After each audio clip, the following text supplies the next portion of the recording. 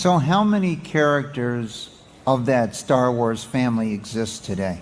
Well, today there's over 5,000 characters. It's very big, and we have lots of novels, lots of comic books, lots of games, and the movies and TV series, and there's a whole world of Star Wars now that didn't exist. And obviously we have hundreds of books and comics and everything you could possibly imagine. So, I sort of moved that treasure trove of stories and various things to Kathy, and I have complete confidence that she's going to take them and make great movies. The ones that I sold to Disney and everything, they came up to the decision that they didn't really want to do those, so they made up their own. So it's it's not the ones that I originally wrote. The original saga was about the father, the children, and the grandchildren, and I mean that's not a secret to anybody. It's even in the novels and everything. It's all about generations, and it's about the issues of fathers and sons and grandfathers, and it's a family soap opera. They decided they didn't want to use those stories. They decided they were going to go do their own thing, and so I decided, fine, but basically I'm not going to try to. They weren't that keen to have me involved anyway, but at the same time I said I'm not going to. If I get in there, I'm just going to cause trouble, because they're not going to do what I want them to do. So, and I don't have the control to do that anymore, and all I would do is muck everything up. So I said, okay, I will go my way, and I'll let them go their way. I loved them. I created them. I'm very intimately involved in them, and obviously to and sell you them sold off, them. I sold them to the white slavers that take these things and. Okay, but I mean, I've kind of lost control of Star Wars, so it's going off in a different path than what I intended. But the first 6 are very much mine and my philosophy, and I think that philosophy sort of goes beyond any particular time, because it's based on history, it's based on philosophy, it's based on a lot of things. People get into all these debates of what's canon, what's not, and sometimes forget just the special nature of telling a good story. right. It was all canon. Everything published was canon. Hello. Thanks for being here, everyone. A spontaneous weekend stream. It's a bit of a rare occasion. We will be going back to regular Monday streams, but nonetheless, thanks for spending some of your time with me here today. I'll get the camera on in a minute and we'll get into some of the topics, but we're all here for one reason really, and that's for Darth Maul, Shadowhunter.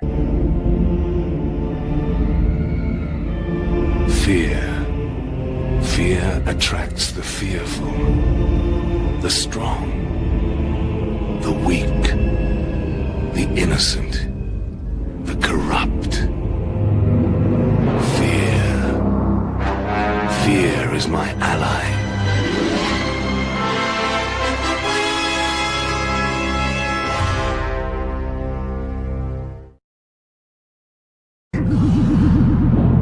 This is my apprentice, Darth Maul.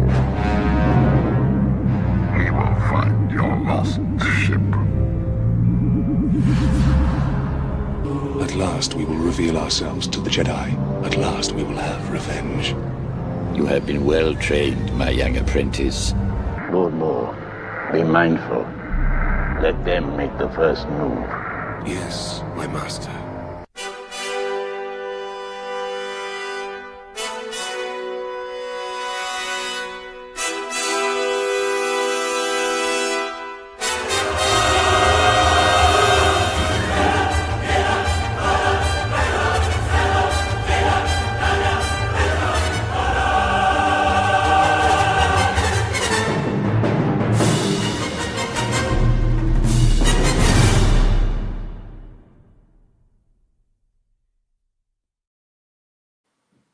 Hello there, welcome. Good to see you. What you've been up to?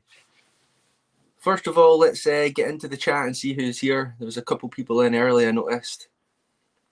And make sure you're saying hello in the chat. First up, we've got Oti saying, "Evening, good sir, and congrats on 600. Well, thanks very much, sir. Never thought we'd get there. I'm a bit surprised. And then we've got Gabriel Knight. Fire. Peak fire, bro. Good to see you, Gabriel. rainy England. Well, I am up north and it's raining here too, dude. I know what it's like. And then we've got Seth in the chat. Seth was threatening to put the stream up on his projector at work for all the patrons to see. So for everyone in the vicinity, turn around and look at the man in charge. This man is a big time fan of the Disney sequels. He told me himself his favorite is actually The Last Jedi, and he loves how Luke Skywalker was portrayed in that movie. So you're being served by a man who has really poor taste in Star Wars. There you go. And then we've got Calcite the Lion. Greetings there. Greetings, Calcite. Thanks for being here. Hey, CJ's here. Hail Scran, hail chat. Thanks for all the support, man. Hey, let's see. It's been about a month since I've done a live stream, so bear with me. It says, I wish I was born in a time when TV looked like that. Yeah. Yeah, 90s George Lucas is a sight to behold. Time for some real canon mall rather than Filoni mall. Yeah, a bunch of you have been talking about TCW and stuff in the Discord, haven't you? Let's see. Oh yeah, a young George looks so strange. I only knew him from the prequels, the making of. Yeah, it's a shame to see him getting older, isn't it? We've got Dan Blackroyd in the chat. Howdy, Dan. Oh, we've got a little clip for Dan if he's still here, hopefully. So I have here the complete Star Wars saga. All episodes, 1-to-1. And this is the version where we've got Puppet Yoda. We've got Puppet Yoda. Puppet Yoda. We all know Dan Blackroyd is the man that helped George forge the Phantom Menace, the one and only Star Wars movie. For anyone that doesn't know what Star Wars is, there you go. Let's see. The movie, that's right. Oh, every time you type something, it goes to the bottom. Let's see.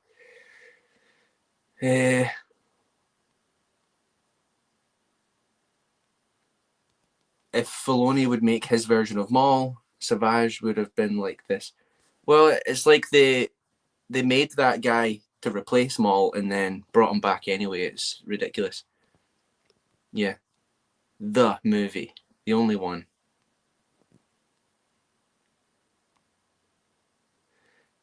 No face paint today. Nah, Lil Jaina's not in the country. She can't help me out anymore. I'm all on my own. As far as we know, Darth Maul is the most dangerous of all the Sith. That's true.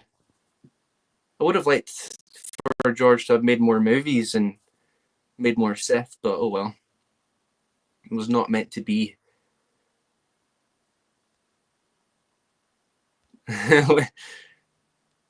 Let's see. What's he saying? Thanks a lot. They're beating me senseless. Well, they should be. I'm not advocating for violence on here, but if you're going to try and embarrass me, then I'm going to call you out live, aren't I? On the projector. 90s George is the only way I ever knew him.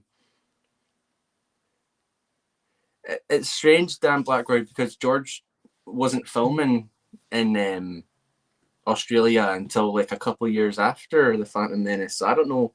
You'll need to let us know how you guys got together. Free purist, that's right.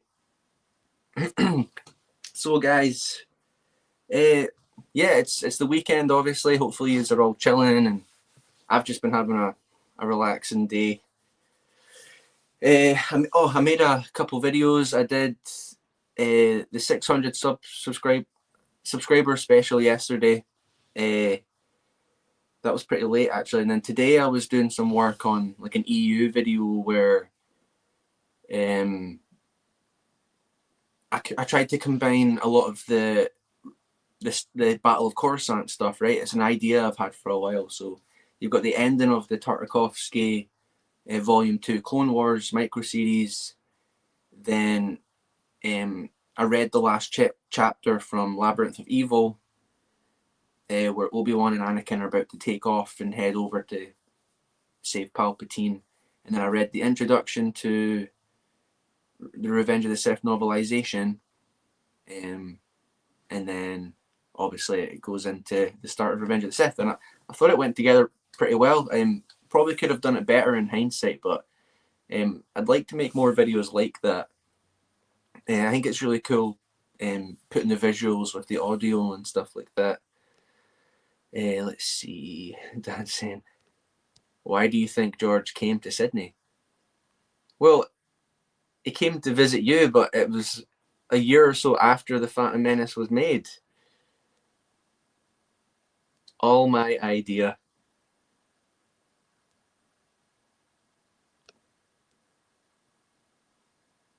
It's probably for the best that he never made more, because like sequels usually aren't good, are they? You know what I mean? Unless it's right. Let's think of. Can you let me know in the chat some good sequels, like actual good sequels? I'd say Batman Returns. That's a good one. Toy Story 2.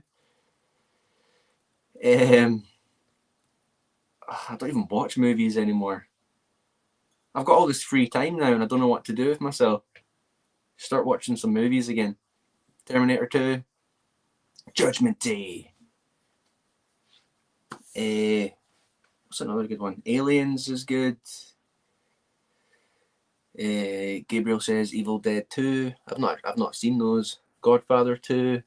Thunderbolts is a direct sequel to The Godfather. Temple of Doom, yes. I think that's definitely. I think that's my favorite Indiana Jones movie, for sure.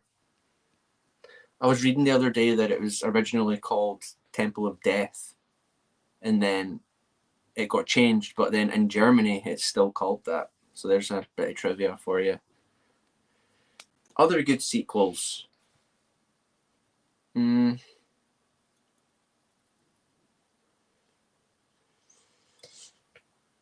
knows? But Star Wars never got one, so oh well. Let me know what you are drinking in chat, because I'm on the Corellian Ale this evening. Seth says, I think Attack of the Clones is the best Star Wars movie. If it counts as a sequel, it counts as a sequel to The Phantom Menace. I mean, it's non-canon. Lethal Weapon 4. Oh, I need to rewatch those. So yeah, Attack of the Clones isn't canon to Star Wars because it's just The Phantom Menace, right? So, but like I was talking about that in the Discord, the Attack of the Clones. So like, you've got that Disney Star Wars show Andor, right? That everyone raves about, and they go on about it being like gritty, realistic, like real, kind of like, yeah, realistic. It's like real, it's like normal people in the Star Wars universe, right? But I was watching Attack of the Clones. I think it was last night or the night before, and I was just thinking about it, and I was like, everything that people praise Andor for is already in Attack of the Clones, and that's like the Star Wars movie that gets the most hate.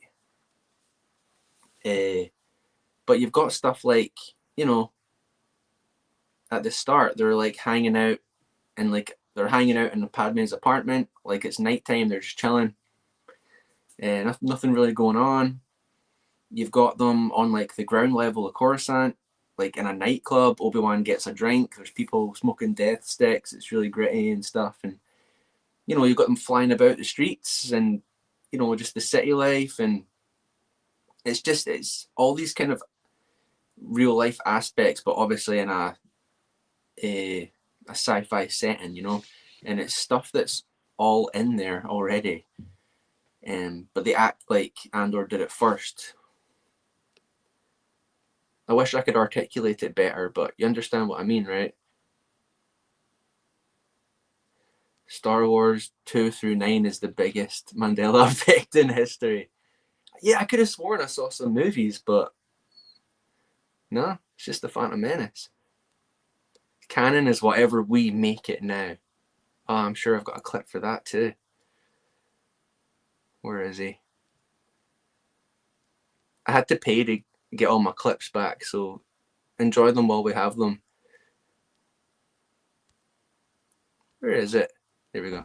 Canon is always changing. That's the wonderful thing. And canon can be whatever you want it to be. So, you know. Canon can be whatever you want it to be.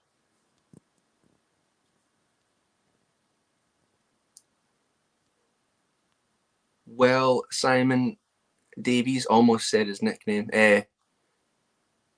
You're about to be proven wrong. So I have here the complete Star Wars saga. All episodes, 1-to-1. And this is the version where we've got Puppet Yoda. There's only one Star Wars movie, and it's canon. CJ says, I've seen something. I've been seeing some Disney shows and Earthsiders attacking Return of the Jedi lately. Yeah. A lot of them say that like that's where it started to go wrong, right? Oh, it's all fun. How was George Lucas doing fan service when the original movies were still coming out? I don't get it. Seth said, Attack of the Clones literally has every aspect that people want in a Star Wars movie, and it's the most hated. Make that make sense? Yeah. It's true. One of the greatest sound effects in cinema history with that space explosion. What's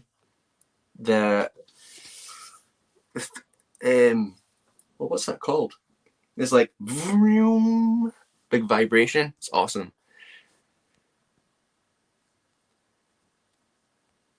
Vroom. I need to get some like sound effect clips for the channel. That'd be cool. Oh hey, we've got Narrow Dark. Good day, mate. Good day, dude. Good to see you. Campfires.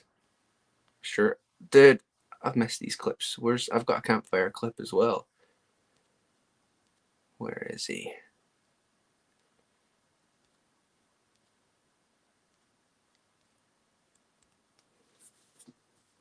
People get into all these debates of what's canon, what's not, and sometimes forget just the special nature of telling a good story. Dave Filoni and I once had this argument that educated me greatly, because I was all concerned. There was this thing I was recording as Darth Maul for this audiobook, and it wasn't, strictly speaking, consistent with something that we did in Clone Wars.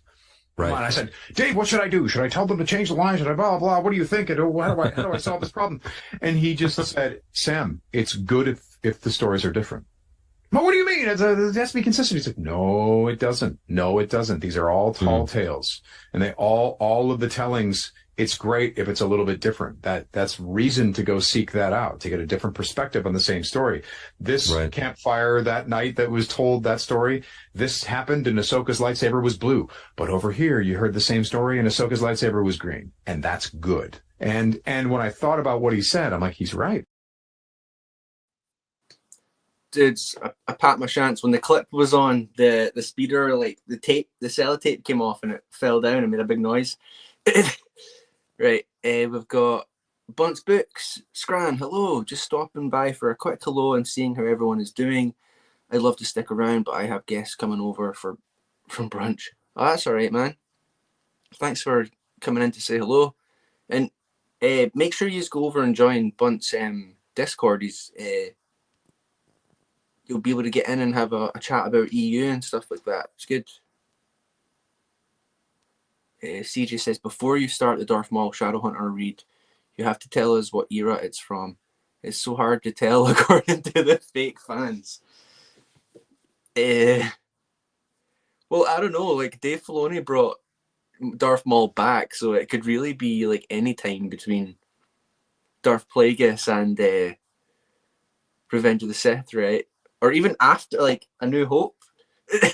So stupid.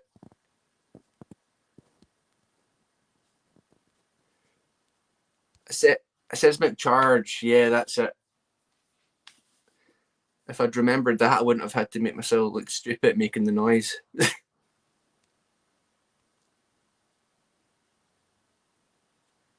Also, the Bounty Hunter game makes me 1,000 times more invested in Attack of the Clones. Yeah, that was awesome when that came out.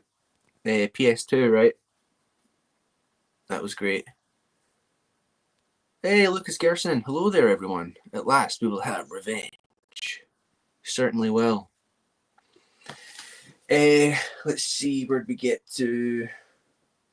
So, yeah, like, what have I missed? Because, like, I've not streamed in, like, a month. And usually, like, I'll stream every Monday and I'll kind of touch upon a lot of the cringy stuff and topics that happen during the week. But, like, I feel like I've missed a lot. And I'm a completist, so I'm like, I've not been documenting what's going on. Obviously, Lil Jana made the move with our dog to America, and that was a big headache, but glad that's over. But the Scran household's now a bachelor pad, so you can book your flights and come over and we'll party at Scran's.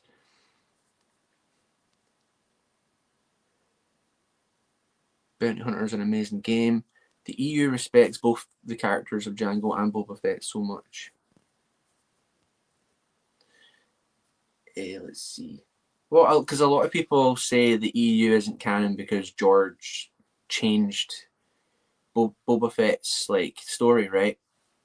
But if you know what you're talking about, George always had control, and he has the right to change things. But I've been told that a lot of the not a lot of those stories were impacted, and then what they did was they retconned some things so that they could keep a lot of it and make it make sense, which is awesome. Tying it all together, it's an ever developing story. So of course you're going to have to correct some things. They think that it all has to be like mapped out perfectly, but there's no other franchise that has done it to that level, you know. Dan Blackroyd says Mako Mermaids is just a different lagoon campfire than H2O. No, it's fake lore. It's a reboot. It's the Force Awakens of H2O lore. And I'm surprised if you subscribe to that mindset, Dan Blackroyd, since you were in the show, hanging out with the chicks, keeping their secret safe. Keep it secret. Keep it safe. You still coming to the US? Yeah, man. Just waiting for that green card. Just waiting. Narrow Dark says, going to be reading Vector Prime soon. Got the first 3 NGO books. Oh, you got them in physical copies, Narrow Dark. That's awesome. I've got, obviously, where is he? I've got the Vector Prime on hardback, but then I've not managed to get a hold of the other ones yet. So I've been listening to them. Hidden Gems on YouTube does audiobook versions. Unabridged. It's amazing, by the way. Like, it seems like a big It is a big investment. It's over 19 books, man. Like, oh no, we've got to read more Star Wars. Oh no. But it's incredible, honestly. You'll love it. Lucas says, even with that change, they managed to make his old backstory work with Jango Fett, and in the end, they improved Boba Fett. Same time, they created a fantastic Jango Fett on his own.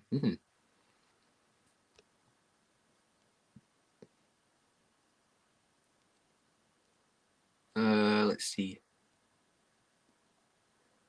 Sorry if I'm missing some of this. I've not got my glasses on, so let's see. Calcite says, I'm pretty confused about the Mako Mermaid thing. Well, what happened was, you remember Darth Paz? He went on Echo Base Network's channel and asked them why they were using Disney Plus, and like when they were telling people to delete, like unsubscribe from it. And what was it?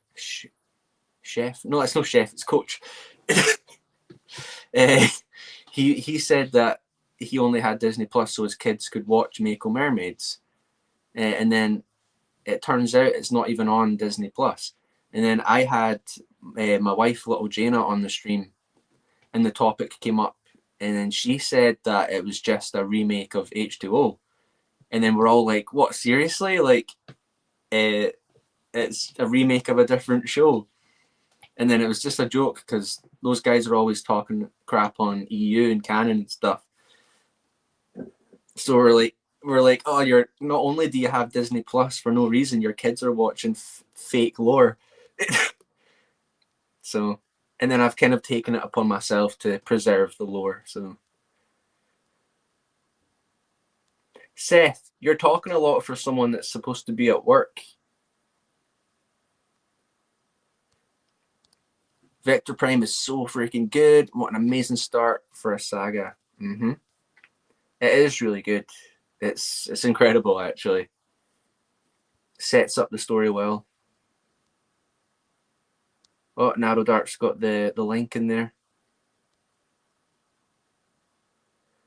It's over 19 books. It's over 5 movies. Like, what are you even complaining about, bro? That's what he said. He's like, it's over 20 books. It's not like 6 movies. Like, oh, what are you supposed to do? If it's not on screen, they don't care. That's the conclusion I've come to.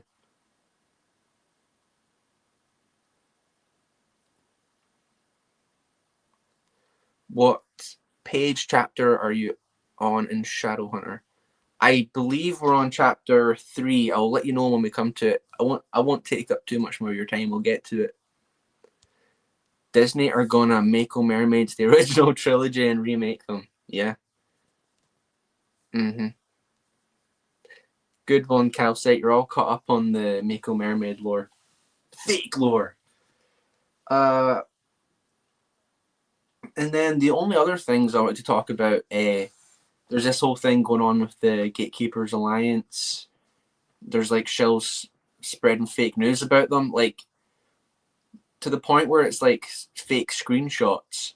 And then, because I've got Darth Melvin in my Discord, and his name's Darth Melvin, but they've got him down as just Melvin, right? So it's clearly not him. The Gatekeepers Alliance also don't even have a Discord. And if they did, like, where's my invite? And so they're basically trying to like ruin their reputations and stuff like that, and it's clearly false. To the point where the person doing it like privated their X account and stuff like that. But then the thing that bugged me was that Jacob did, who just took it at face value and started spreading it around, trying to get people to discredit these channels. And I was listening to Alora on OG Star Wars. She was doing CAF chat on Thursday, as usual. And then in the chat, Jacob turns up and he's like, oh, I wanted to see how you defend yourself in that, because nobody else said anything. They were just like, I don't have to respond because you're saying stuff about us. But she touched on it, and he was just like being an absolute whatever in the chat, right? So I was just calling him out, and I was like, why are you buying subs and all that kind of stuff, buying engagement on your channel? And then one of his shorts popped up on my feed, and he was talking about the Jedi Apprentice novels by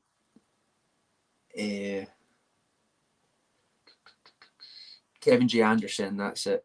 And he was like, oh, I like this one. This one was a bit meh, blah, blah, blah. And then he was like, oh, I was really hoping to get more about the Luke's New Jedi Order in these books. And I just commented, and I was like, if you want the New Jedi Order, read the New Jedi Order, which was developed by George Lucas and was seen as sequel content as he made the prequels. And he's like, yeah, I'm reading Vector Prime right now. It's so good. I'm like, there's absolutely no way you're reading that book. The dude does like a book review pretty much every day.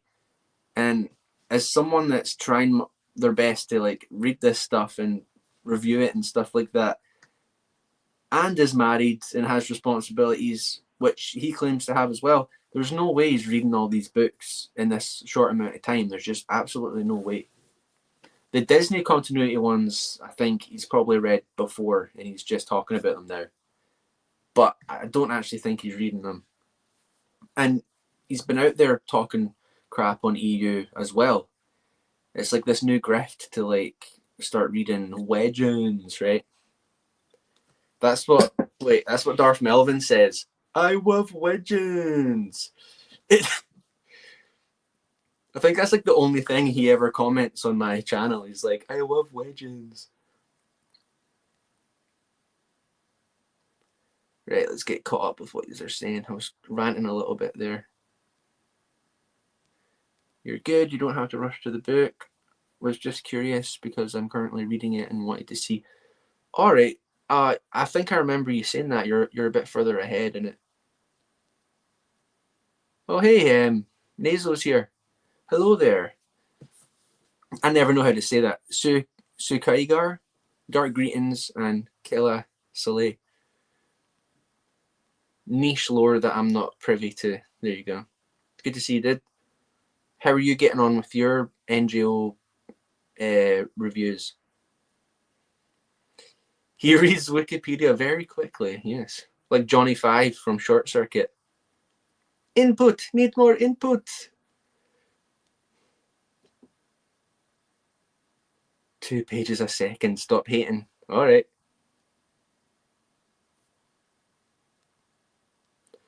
I'm in a group chat with Jacob. Most of these reviews are from what he read months ago. I don't know. He'd still have had to have read all these books.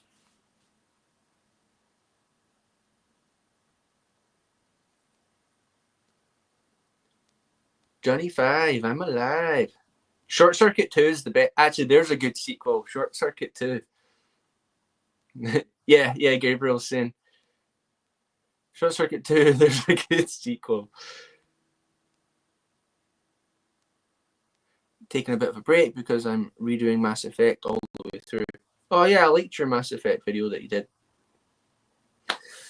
Now, the other big thing going on is Purists channel, right? Free Purist. So he got his channel taken down. And then there was another channel, the Bane of the Shills, who was taking care of all the old content and reviving it and paying respects to Purist's channel, right? And then I was able to get onto that channel with OG Star Wars and John Gets Gaming and Bane from Bane of the Shills to do the second half of Agents of Chaos Heroes trial. And it was a lot of fun. It was awesome. So, like, it was great. And I couldn't stay for the last few chapters. So I was trying to listen at work. And then it was gone. His whole channel got nuked again. For like violating YouTube whatever guidelines. And it's like he only had 2 videos plus 1 live stream. I guess like sharing EU books is too toxic for them now. So that was really disheartening, like absolutely gutted about that. Let's see.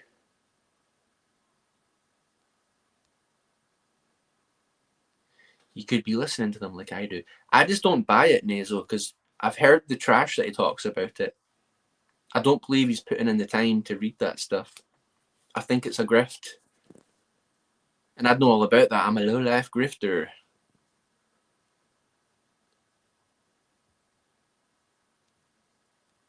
I'm gonna be real, I don't always agree with Purist, but his channel didn't deserve to get pulled like that.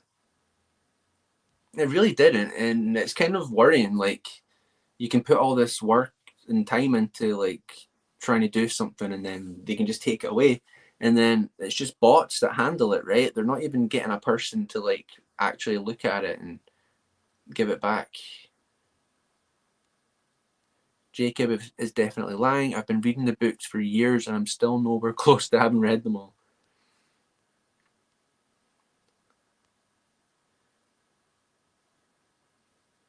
It does feel targeted at this point, unless someone is like actively like flagging it or something. I don't know.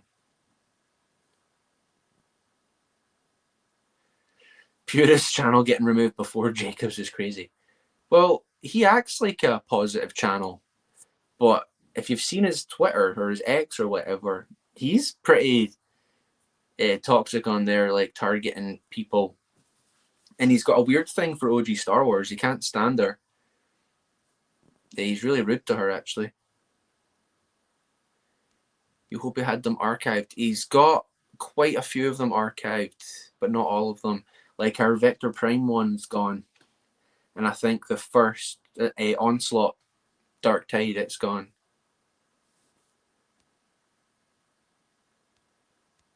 Yeah, that's what we were talking about, Nazo. But Jacob was in that chat. Honestly, that he's just a rude person, just like Dave Filoni, eh? Rude.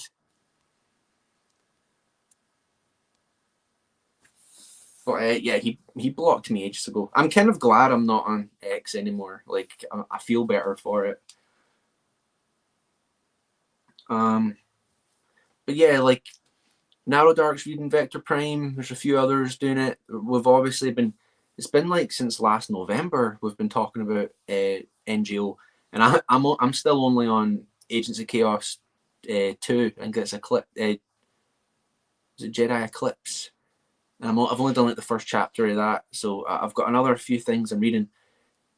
Still haven't managed to finish Cloak of Deception. I've got like a couple chapters left, but honestly, like I just got really invested in Legacy, and I've got 3 issues left that I meant to finish them during the week, but it'll be tonight after the stream. I want to binge those, and then I want to start doing like Narrow Dark does the videos per issue of Legacy.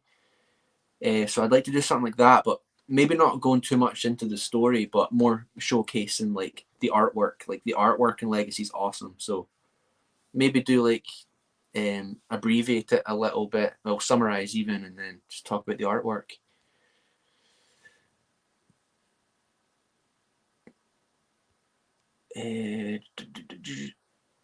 I'm not a member of the Gatekeepers Alliance, but I thought most of you talked in the Scran server, which is why you guys having one out of the blue feels far-fetched. Well, I'm not part of the Gatekeepers Alliance. It's like a super group, right? You've got OG, Purist, Grizzy, Melvin, and Tim.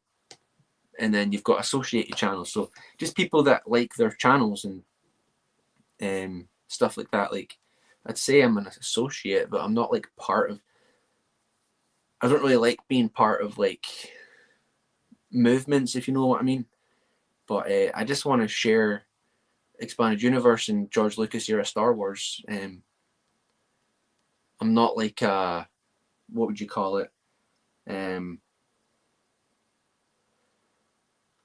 What do they call it? What's the whole thing with like media and stuff? I'm not like a culture warrior, right? I'm not really interested in that stuff. Although like everything's affected by it. I'm not like on the front lines like, oh, these people are ruining everything, blah blah.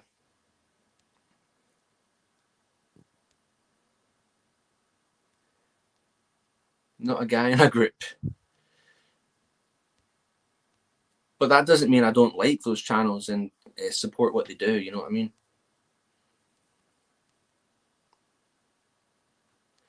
Yeah, Tim's not in my server. I think I've only got OG and Purist joined because we had a thing on X like for correlating like our NGO streams and stuff like that. But when I left, Discord was just an easier way to talk about that stuff. And we like each other's channels, you know.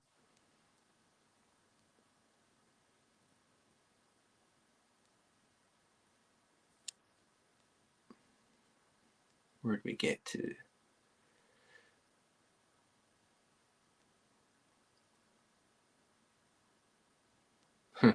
Based, another Legacy fan. Welcome to the Galactic Triumphant Scran. Yeah, it's some of the best Star Wars content I've ever read. It's so good. Neither am I. I only fight alongside you guys just for a reminder of the original George Lucas. Lucasfilm and its division here. Well, it's their thing, right? I'm not going to go around saying I'm in the Gatekeepers Alliance. It's not my thing. I mean, you do get a lot of like edgelords out there that are like, no, never mind. I don't want to get into it. Don't want to put my foot in my mouth. Yeah, Melvin's in the Discord. Oh yeah, here.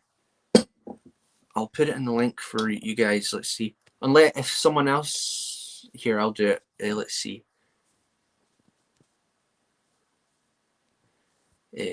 Let's see. Put the camera off. Get you a link.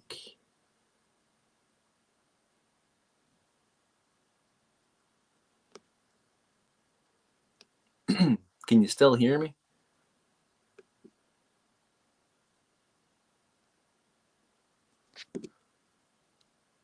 Hopefully this works. Let's see.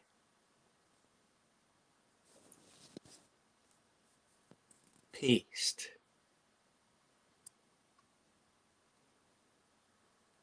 Did it work? Right, done. Oh, it's being ridiculous.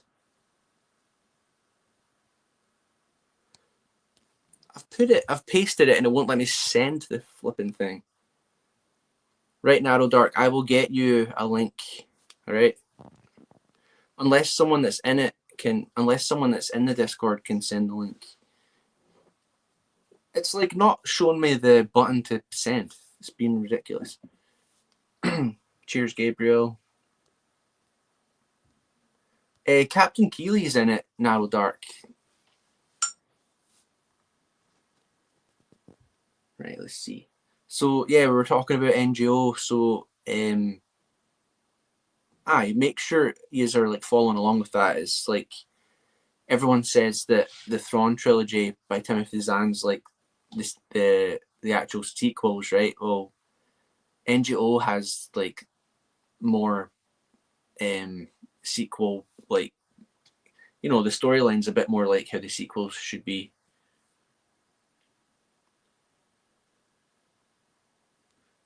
You mind if I DM you on Discord for the links, Grant? Oh yeah, man, definitely. I'll make a post on. I'll make a community post on YouTube after the stream. You know, you have followed the channel for a while. You know I'm doing it on my phone and it's a farce. So I'll do it after. Free purists, free Bane of the Shells. But yeah, Gabriel, if you know how to navigate that stuff, just send me a message. And anyone for that matter. I'm not like a technical person. I don't know what I'm doing. But yeah, it was kind of all the topics I wanted to cover. We've been only going 45 minutes, which is crazy. I thought I'd start early today just because I had free time and it would give me more time to read some of the book. So nice one, Narrow Dark. Yeah, I was hoping you would join. You too, Gabriel, and anyone else that fancies it. It's actually quite good. Like I've got a few different chats going. Like EU Book Club. We've got share content. So like if you ever make your own, well, obviously you make your own videos, you can post it in there. I'm happy for you to do that. There's one that's like TCW Continuity Wars, where people, that's like a designated server for arguing about Clone Wars, because some people like it. Obviously a lot of people don't. It's pretty funny. Because people were just like arguing about it in the main, like the general chat, and I'm like knock it off, like we'll designate this for TCW. So obviously a sore topic, yeah. But we shall, unless there's anything you guys want to talk about, we'll get into the novel. And like always, like I'll keep an eye on chat while we're doing it. I'm not in a rush to end the stream or anything today, so.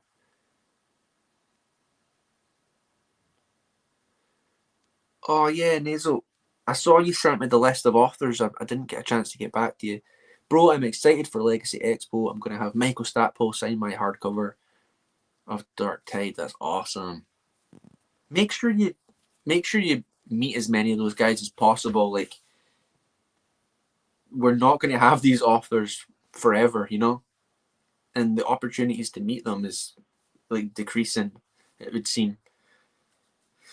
It's really sad, man. It's sad, like, the state of Star Wars, and like, I would have loved to have been super into it, like, back in the early 2000s. Well, I mean, I was only a little kid, but to be able to go to Comic-Cons and like meet these guys, and while the stuff was still being made, you know, like, that was so cool.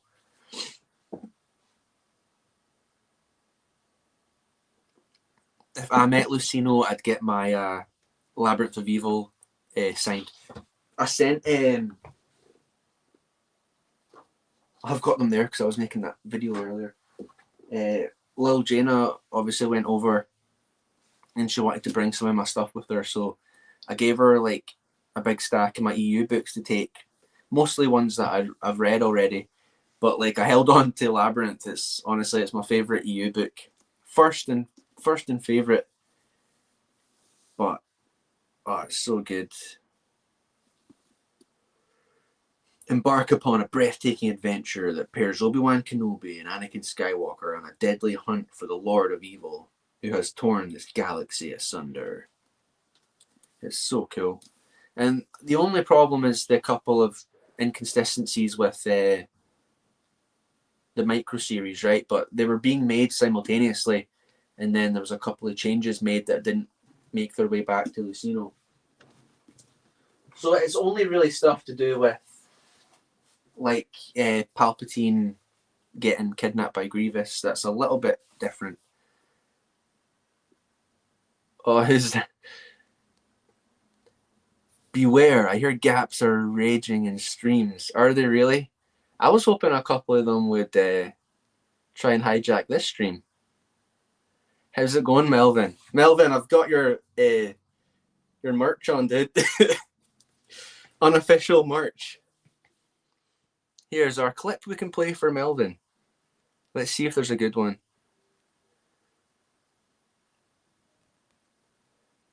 What have we got? If there are any lurkers in chat talking lies about the Gatekeepers Alliance, this is what you can do. You can bounce. You can bounce. You can bounce. You can freaking bounce. And they're the reason we don't use honey, we use vinegar. They back out now, I will find them, I will strangle them, I will beat them into oblivion. Wow. I'm full of the vinegar. Oh.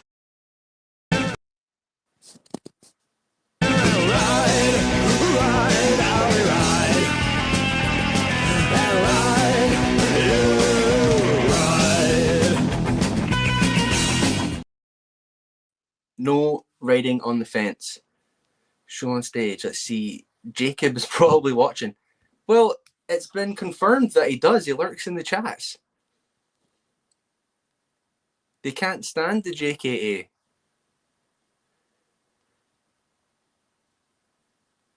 What happened to Luke, by the way? Which Luke? I don't know. There's a Luke back there, hiding. So we're going to get into the book. Unfortunately, Melvin turned up late, and we're done with all the gossip and drama. So why is this being ridiculous? There we go. Jacob's probably taking notes. Yeah. Taking notes like script looter, right? Did you see Tim's rap that he released today? He released the script trooper rap and the YBB puppet show. It was awesome. Let's see.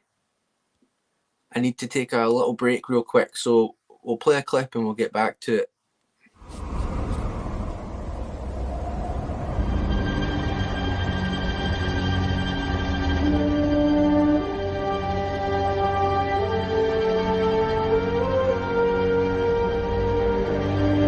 For over 1,000 generations, the Jedi Knights were the guardians of peace and justice in the Old Republic, before the Dark Times, before the Empire. A young Jedi named Darth Vader, who was a pupil of mine until he turned to evil, helped the Empire hunt down and destroy the Jedi Knights. Vader was seduced by the dark side of the Force.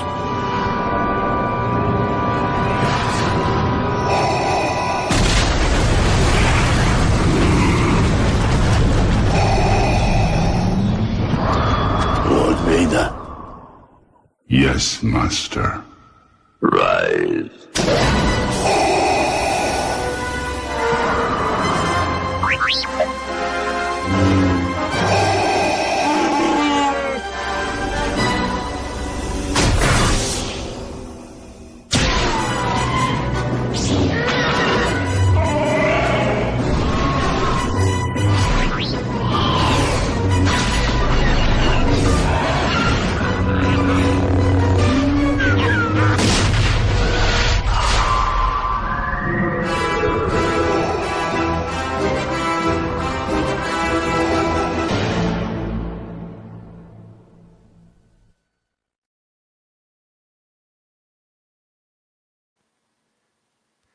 Wait a minute, are you talking about what?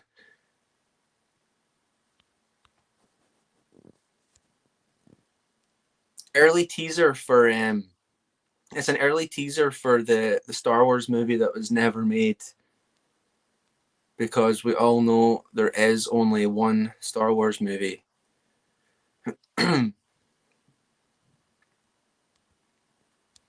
So I have here the complete Star Wars saga. All episodes, 1-to-1. And this is the version where we've got Puppet Yoda.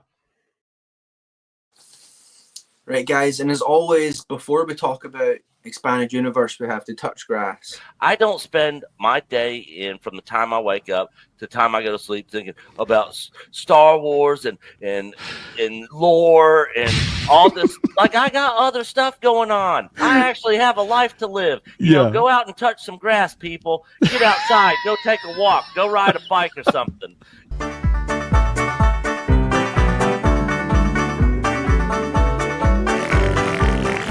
Time for Teletubbies. Time for Teletubbies. Time for Teletubbies. Time for Teletubbies. Tinky Winky. Tinky Winky. Dipsy. La La. La La. Po. Teletubbies. Teletubbies. Say hello.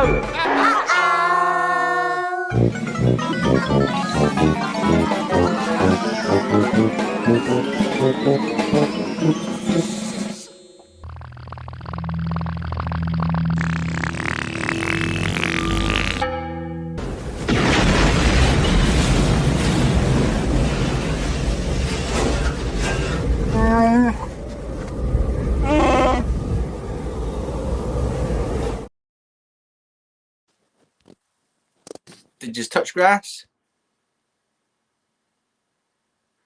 You got the Teletubbies up on... No, you don't. No, you don't. Right, anyone hanging out at Seth's work? And if you're hanging out at Seth's work and you like the Disney sequels, here's a clip for you.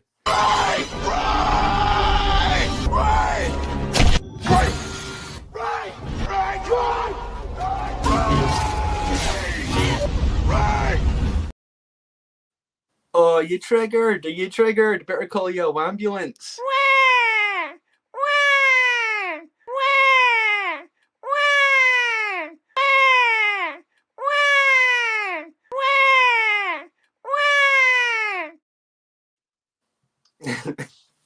Right. That's enough clips. Hey, Taku's on here. bruh, Teletubbies might legit be designed to dumb down people more than they already are. Nah, man, I grew up on Teletubbies. I'm doing all right. No ambulance, the best one, yeah. That was like the last clip I made before StreamYard made it so you had to pay for your clips. So I only got to use it that once. Right. Just a refresher. I'm not gonna. You're afraid of the Teletubbies, aye? Have you seen the like behind the scenes pictures? They're like huge, like they were massive, terrifying. I'm just trying to get the use out of these clips while I'm paying for them.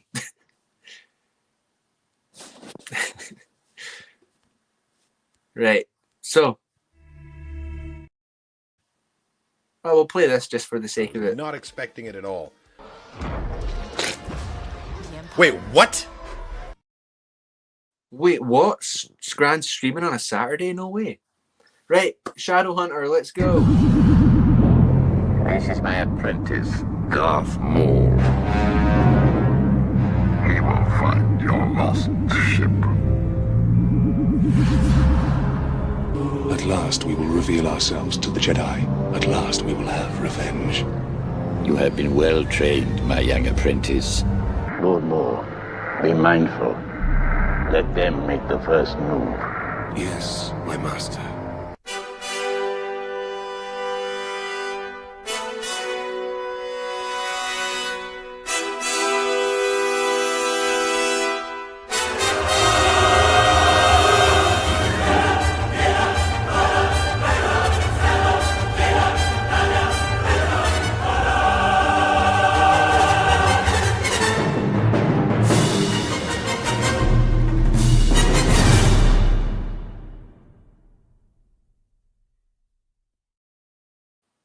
Darth Maul, Shadowhunter, read by Star Wars Scran. So, let me know what copy you have of this book. Have you got this cover or have you got the original cover? Let me know. And I'll let you know where we're at. We are Chapter 3. I was right, Chapter 3. Was it Lucas Gerson that was asking about that? Fake Kyle Katarn. Teletubbies are mutated monsters that inhabit a radioactive Earth post-Armageddon. I wonder if there is like Teletubby lore that I'm unaware of. Hate that this shell had put Kyle Katarn's name in it as his nickname. Yep.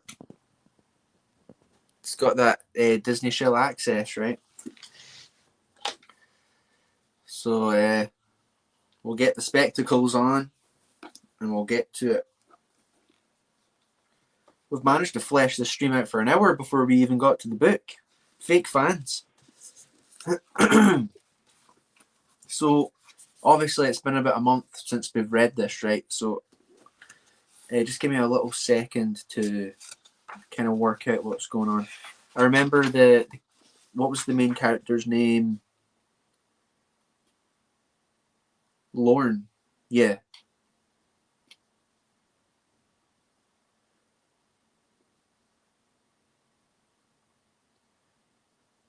And he's with his droid. What's its name again? I-5, that's it. And then there's the Tidarian, right? Toydarian.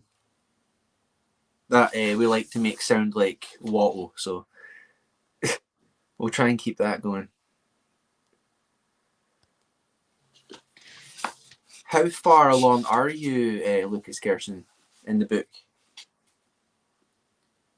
Zippa, I think Zippa's the Toydarian. Dude,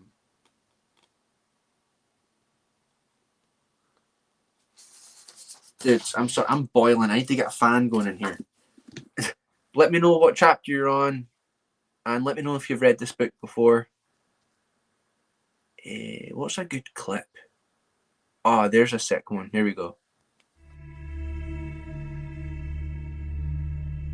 The first day of combat for the 501st was nothing like I thought it would be. We've been training for years, bred for the sole purpose of fighting and winning this war. But nothing can prepare you for the reality of combat. the destruction, the chaos.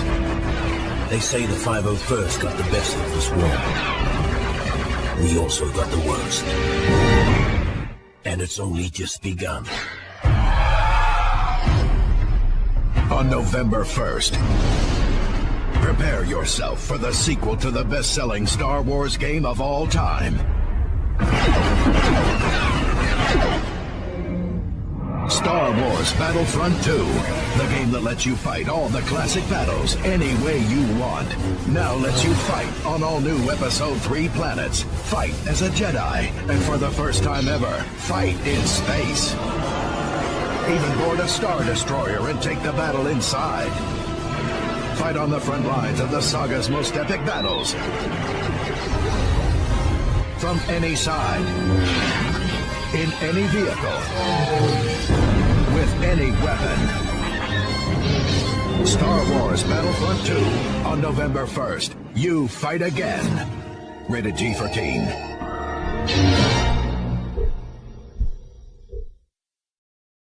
We are back. Right, let's see what you are saying. LucasArts, yeah. Shadowhunter over Shadow Lord. They're going to ruin Darth Maul and they're going to ruin Darth Talon. That's Filoni for you. I would love to see a Battlefront 3 with NGO era missions. Do you want a Disney Battlefront 3? Eh? If Melvin's still in chat, he'll know like that. Battlefront, Battlefront, Battlefront, give me the game. Battlefront, Battlefront, Battlefront, I want to play the game. I know, Lucas, I'm kidding. I went back to try and find Melvin's stream where he was singing that and it's gone, man. It was so funny, I was creasing myself. Apparently, like, Melvin lost a bunch of subs for talking trash about Battlefront 3. Shutting down LucasArts was a big mistake. The opening scene of Republic Commando game in modern graphics, it was beautiful. I would pay $100 for a full remaster like that. Yeah, they don't make games like they used to. Unless you want to play Outlaws, Star Wars Outlaws. Or if you're JJ Plagiarisms, you can play Fallen Order and Survivor, right? Although it ties into High Republic and therefore Acolyte and therefore it ties into all of Disney continuity, which leads to their sequels. So there you go. Star Wars Outlaws.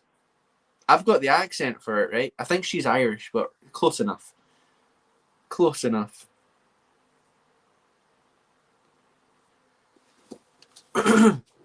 Okay. Let me know if the noise of that fan gets annoying. I was roasting.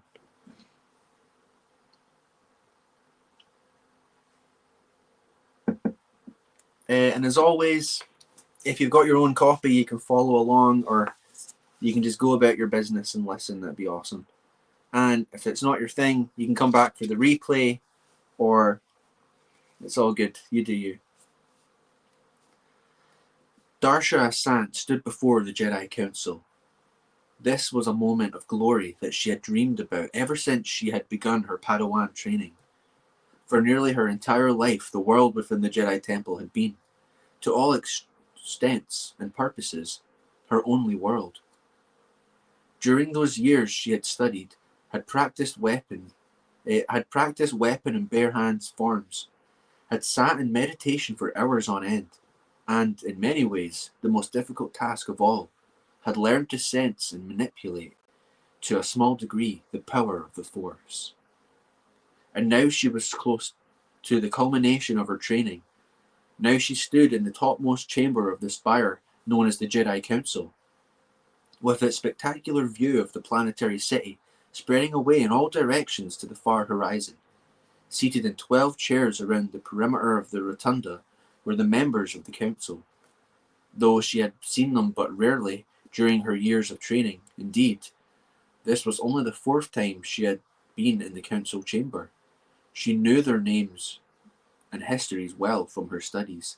Arigalia, Plo Koon, Eth Koth, the ancient and venerable Yoda, and of course Mace Windu, a senior member of the council. Dasha felt more than a little giddy just being in the presence of this august company. At least she was not standing there alone. Behind her and slightly to one side was her mentor, Anun Bandara. Master Bandara epitomized what Darsha hoped to become one day. The Twi'lek Jedi Master lived in the Force, always still and complacent as a pool of unknown depth. He was nevertheless one of the best fighters in the Order. His skill with a lightsaber was second to none. Darsha hoped that one day she might be able to exhibit a tenth of Anun Bandara's adeptness. Darsha had entered the Order at the age of 2, so like most of her comrades, she had no real memories of any place other than the cloistered hallways and chambers of the temple. Master Bandara had been parent and teacher to her for as long as she could remember. She found it hard to conceive of a life in which her Jedi mentor was not involved. Yet, now she was taking a big step into just that sort of life. For today, she would be given the final assessment of her Padawan training. If she completed it successfully, she would be deemed worthy to assume the mantle of a Jedi Knight. It was still so hard to believe. She had been orphaned in infancy on the planet Alderaan and was being raised as a state foundling when Master Bandara happened across her in his travels. Even as an infant, she had shown strong Force tendencies, so she was told, and she had been brought to Coruscant in hopes of qualifying for training. Darsha knew she had been phenomenally lucky. As an orphan raised by the state, her best hope would have been some obscure mid-level government job. She would have been just another one of the countless departmental drones necessary to the smooth functioning of a planetary government. Had she not been discovered by someone who recognized her potential? But now, to stand on the verge of becoming a Jedi, to be one of the ancient order of protectors, one of the guardians of freedom and justice in the galaxy. Even now, after all these years of preparation, she could hardly believe it was true. Padawan Asant. Master Windu was speaking to her. The dark-eyed human's mellifluous voice was quietly pitched, yet its power seemed to fill the large room. Darsha took a deep breath, reaching for the Force to calm and steady her. Now was definitely not the time to appear nervous. The Jedi Master wasted no time in pleasantries. You are to go alone to the area in the Zikri sector known as the Crimson Corridor, where a former member of Black Sun is being kept in a safe house. He is to receive the Council's protection in return for information regarding a recent shake-up in the higher echelons of the criminal organization. Sorry, folks. Your job is to bring him back to the temple, alive. Darsha was afire with eagerness, but she knew it would be unseemly to show it. She bowed slightly. I understand, Master Windu. I shall not fail. Evidently, she was not entirely successful in maintaining her equanimity, because she saw a slight smile tug at the senior member's lips. Well, so be it. Being too enthusiastic was certainly not a crime. Mace Windu raised his hand in a gesture of dismissal. Darsha turned and exited the rotunda, followed by Anun Bandara. As the door slid noisily shut behind her, Darsha faced her mentor. The question on her lips as to how soon she could begin her mission remained unasked. However, when she saw the look of worry in Master Bandara's eyes,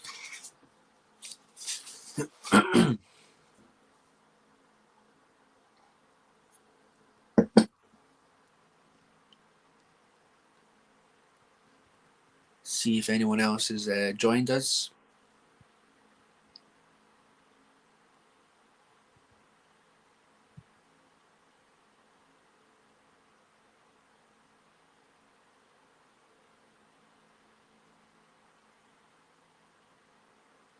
Yeah, I played the first one as well, Taku. And then my brother got me the second one, and I was like, yeah, not for me. And then obviously I'm totally tapped out of Disney Worlds now, so. Unplugged from the Disney Matrix. And it's a weird one because, like, I've talked about it before, like, I would not have to get into it. That'll just, maybe for a different stream. Getting unplugged from the Disney Matrix.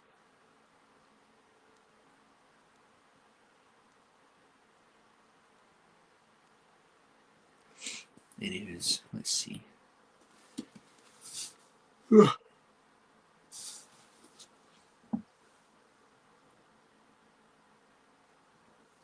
I love reading stuff about like the Jedi Temple and like the Padawans like growing up there and stuff like that. It's really cool. Master, what is it? For a moment she was certain that there was disappointment in the Twi'lek's gaze, as well, that Darsha had said or done something before the council to dishonor herself and her mentor. The fear sliced through her like a lightsaber's deadly edge. Well, not in Disney Star Wars, lightsabers don't hurt you. I just saw this from Gabriel. Gabriel says, "What kind of beer are you drinking?" It's I don't know. Do you guys have BrewDog in America, or where are you from, Gabriel? Actually, I just assumed. Sorry, Punk IPA BrewDog. It's like an IPA. It's a bit hoppy. You just know what IPAs are like. But I've got it in. There's a company here that they're called like Stormtrooper. I can't remember what they're actually called, but they do like anyone. I'll find it and I'll let you know. They do like Star Wars based beers. But there you go. You're from the south, are you, Gabriel? You're friends with EBN. And do you like? You can get imports in some special liquor stores. Nice.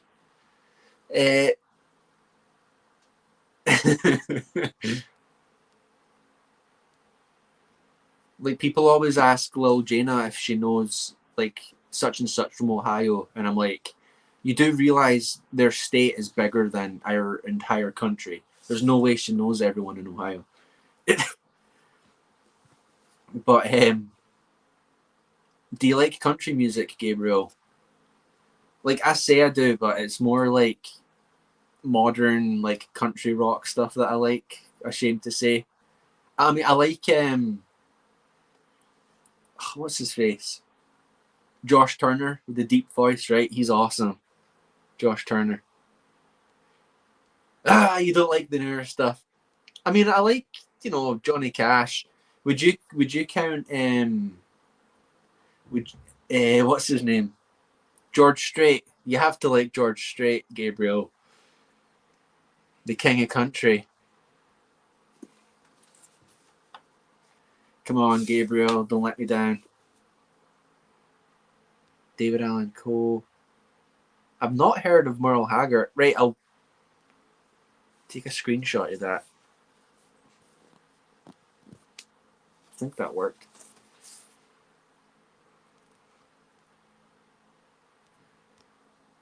Scran is joining us, trees and his dogs. Yeah, well, yes! George Strait is awesome. I know Alternative Factory's a Tim thing, but you should watch Pure Country, it's called. It's a George Strait movie. It's awesome. Country music's awesome. And it's like, it gets like a total, everyone just, some people will say like they like all music apart from country, and I don't get it. It's where it makes you proud to be like where you're from, right? You know what I mean?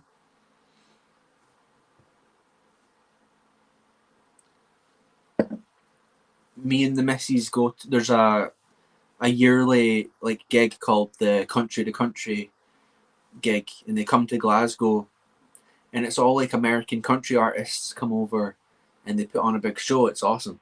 But yeah, I'm like a Scottish country boy, right? Last time I was in the States, I got myself. You know what? I'm going to show you. I'm going to show you them. Where's my? We'll get back to the book. I'm interested in this. Let's play a short clip. I'll go grab them. You're going to love these, Gabriel. How fast can I grab these? Dun, dun, dun.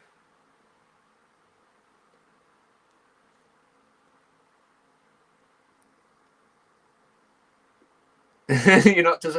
We don't even need a clip. I'll be right back.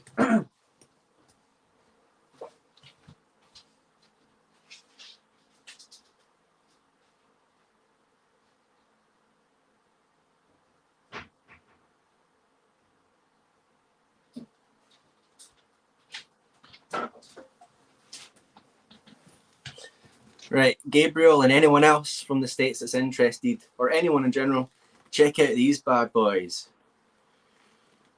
I got these last time I was in the States at what was it called? What was that store called? We had to drive from like Cleveland to where was it?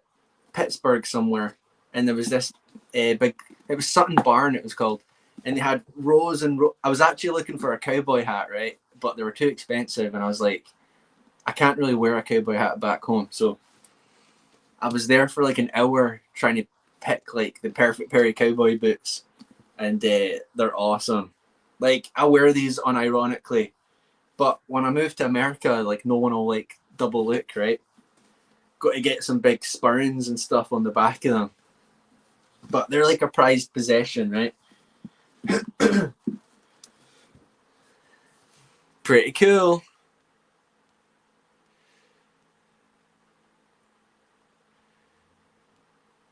Pretty cool. Nice one, Gabriel. Yeah, I'm not gonna be like Star Wars theory and like tuck my jeans into my boots, right? The big like Texas 10-gallon hat. No thanks. The only thing about cowboy hats now is you didn't want to look like Filoni, right? He's like the only person that can make cowboy hats uncool. Just like they've made yellow lightsabers uncool. Right, we'll get back into the book.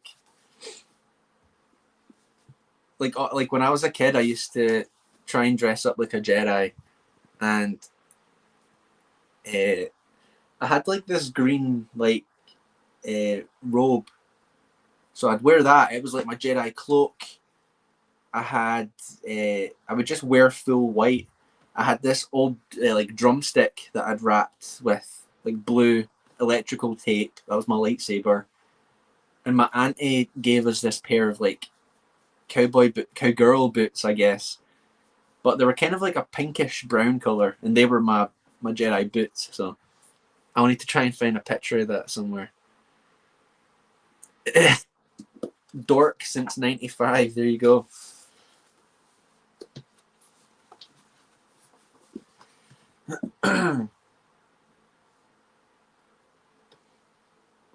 Sorry to those that are here for the lore. Right, where'd we get to?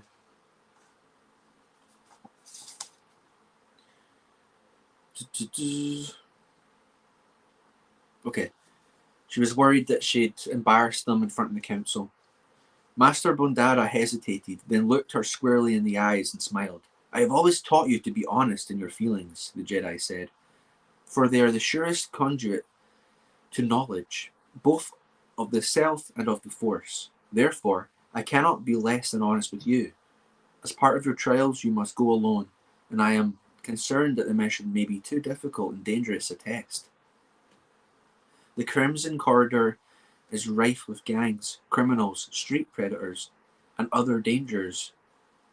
Also, several assassination attempts have already been made on the Black Sun member's life, but the Twi'leks Leku twitched in a way that Darsha had come to recognize as a fatalistic shrug. The Council's decision is final, and we must accept it. Be assured that my concern is in no way reflects my opinion of your abilities. Assign it rather to the threats and misgivings of advancing age. I am sure you will acquit yourself well. Now come, we must prepare for your departure. Darsha followed her mentor as the latter moved down the corridor toward the turbo lift. Master Bundara's words had dampened her enthusiasm slightly. What if he was right? What if this was too dangerous an assignment?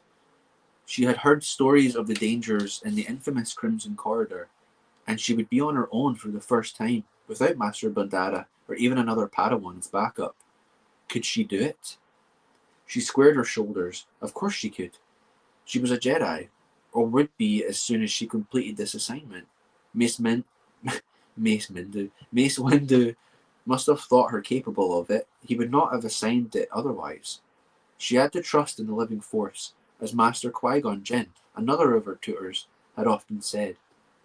She was not going into danger alone. She had the Force with her.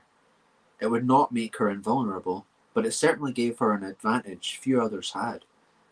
With the Force, she could accomplish things more people viewed as nigh unto miraculous. She could leap twice her own height in a one gravity field. She could slow her rate of descent in a fall. She could even telekinetically move items a dozen meters and more away. And she could also cloak herself in its essence, hiding in plain sight, so to speak. Granted, her ability to do these things weren't on the same level of expertise as her mentors. Nevertheless, she was better off with the Force than without it. That was for sure. She would not fail. She would accomplish her mission, and when she returned to the temple, the title of Jedi Knight would be waiting for her. The infiltrator emerged from hyperspace, well inside the Coruscant system, and continued sublight toward the capital world. Darth Maul kept the ship cloaked, though he would drop that as he neared his destination. Extended cloaking took too much power. His coordinates and entry code had been given to him by his lord and master, and would clear him through the orbital security grid to land at any spaceport on the planet. That makes sense, right? That makes sense that Sidious would do that for him. Hey, who we got here? Vex. Hey, Scran, I can finally make a stream. Not working. Nice one, dude. We've been going about an hour and 25 minutes now. You can always go back and catch what we were talking about. We even had Melvin drop in chat for a bit. That was cool. Just working our way through chapter 3 just now. Yeah, that makes sense that he would give him coordinates to get into Coruscant.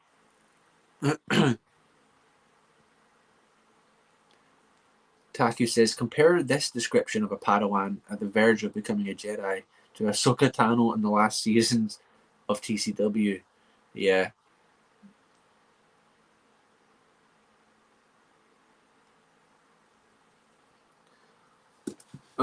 Very OP.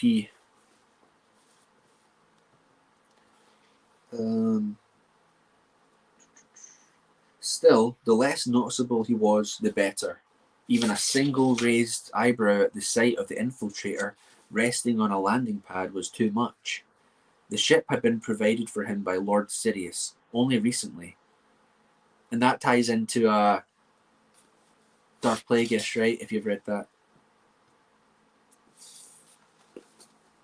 Yeah, that's right, Gabriel. It does. I can't remember what it talks about, but that's what we've been told, right? The Plagueis, Shadowhunter, and Cloak of Deception all are kind of like in the same time frame. They interconnect.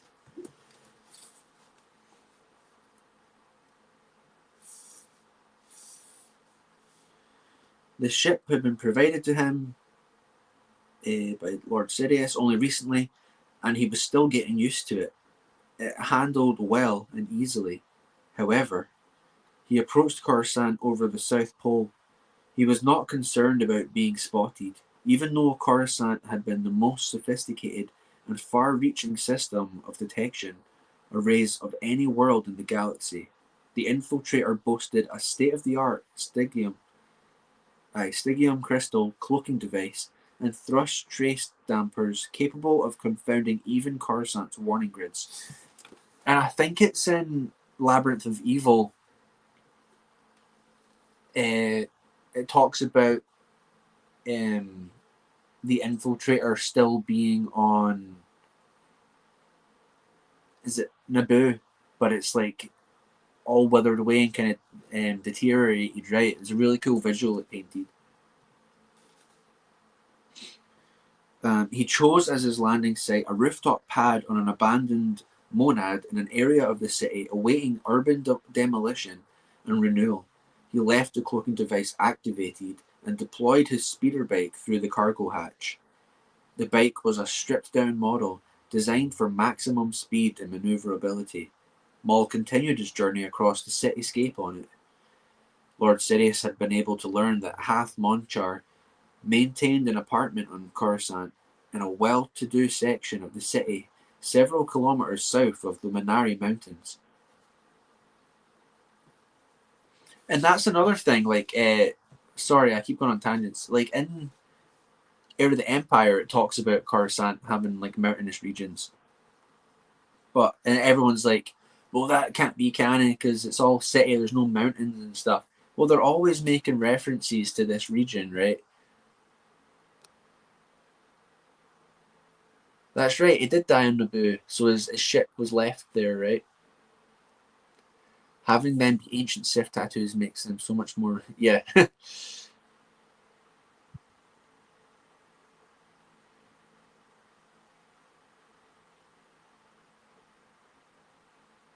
Yeah, I was about to, from what I remember, it says, Lucas says, another irritating TCW retcon on Darth Maul, his Sith tattoos, according to TCW, he had them since being a kid, and they're Nightbrother tattoos instead. Yeah, ridiculous.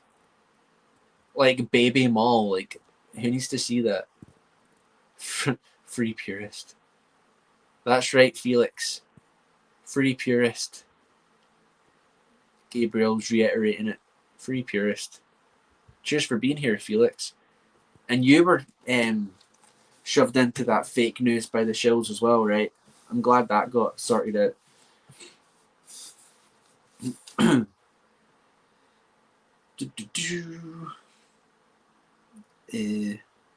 Lord Sidious had been able to learn, right, Hath Monchar.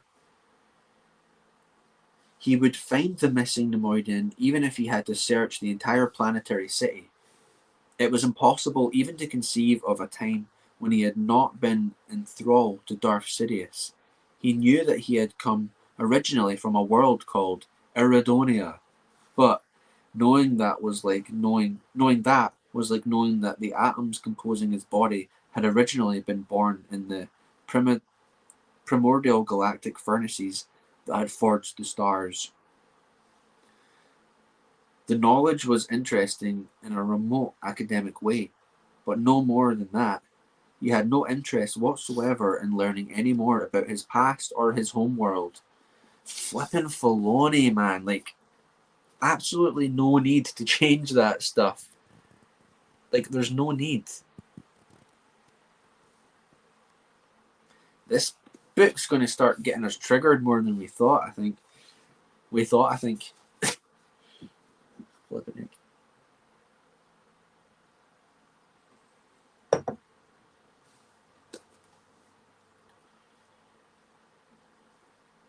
As far as he was concerned, his life began with Lord Sidious, and if his master ordered an end to that life, Maul would accept that judgment with no argument. There's a cool interview with Matthew Reeves. It is Matthew. Yeah, sorry, Michael Reeves. Fake fan. He talks about how Darth Maul basically views Sidious as like a god, right? And he's like, he thinks he's like on a mission from God, kind of thing. Pretty cool idea. Like, he'd do anything for him. I can never see TCW the same after reading all this amazing EU stories. Yeah. I'm so glad I found the EU, like, honestly. Every TCW retcon was pointless and ridiculous. Because that's the thing, like, George obviously wasn't reading everything. So he had people taking care of it. So then when it comes to, like, when you're telling a story, like, there's no need to contradict something if you don't have to, you know? Everyone else managed to work together. It was like, just for the sake of it, it's like, oh, this is like a TV show, so our stuff trumps yours. And they would just go to George and be like, can we do this? And he'd be like, yeah, sure. And it's like, well, George doesn't know any better. If Darth Moomoo's in the chat, you can start saying I'm being disrespectful to George again.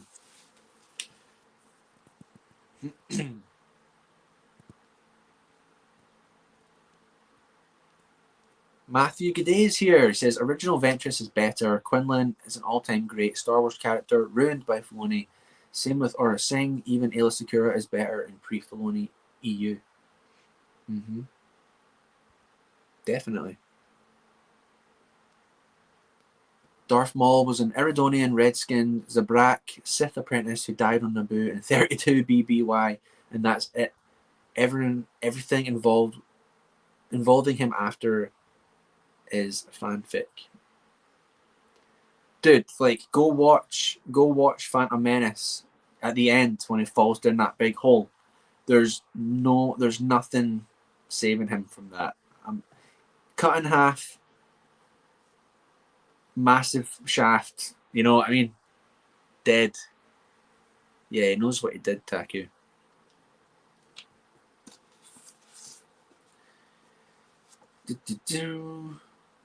But that would not happen as long as he served Lord Sidious to the best of his abilities, which, of course, he would. He could not even imagine a situation or circumstance that would prevent him from doing so.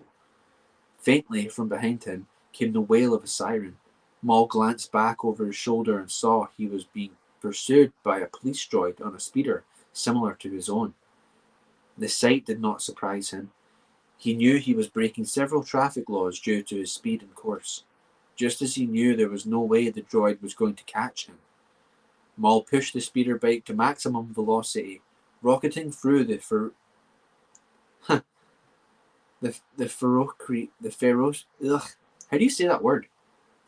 Ferrocrete labyrinth on a plane beneath 2 levels of Skycar traffic.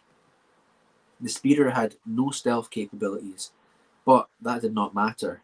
His speed and his control were more than sufficient to leave the pursuing droid behind. He knew the droid was comlinking ahead, calling for reinforcements to surround him and bring him to a stop. He couldn't let that happen. There was a break in his lower traffic flow ahead. Maul altered the speeder's thrust angle and dived through it, descending several stories until he dropped through a fog layer that hovered perhaps 30 meters above the ground.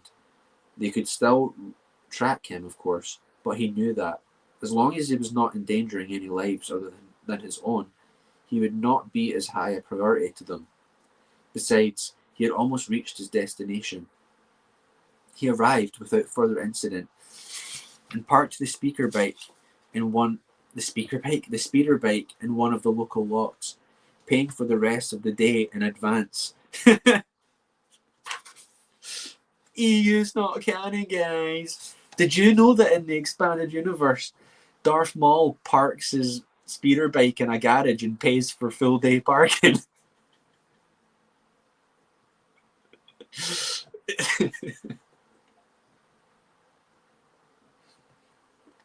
EU's so stupid, guys.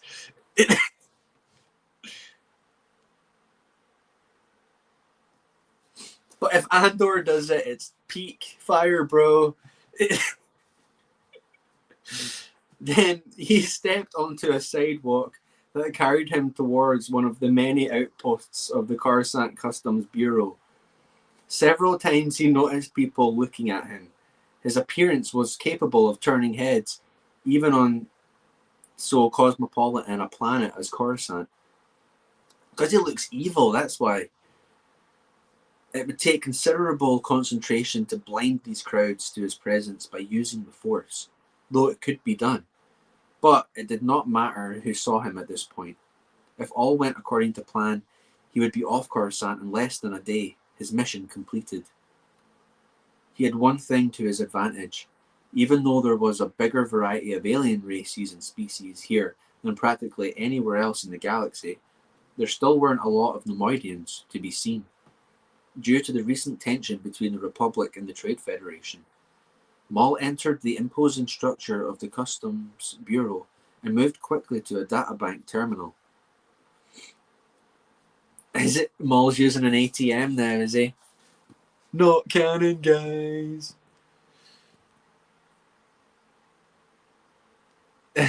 This book needs more blue cocoa puff scenes. Needs more cereal. It just needs more cereal. Like in the Tour de France show, Andor. Where'd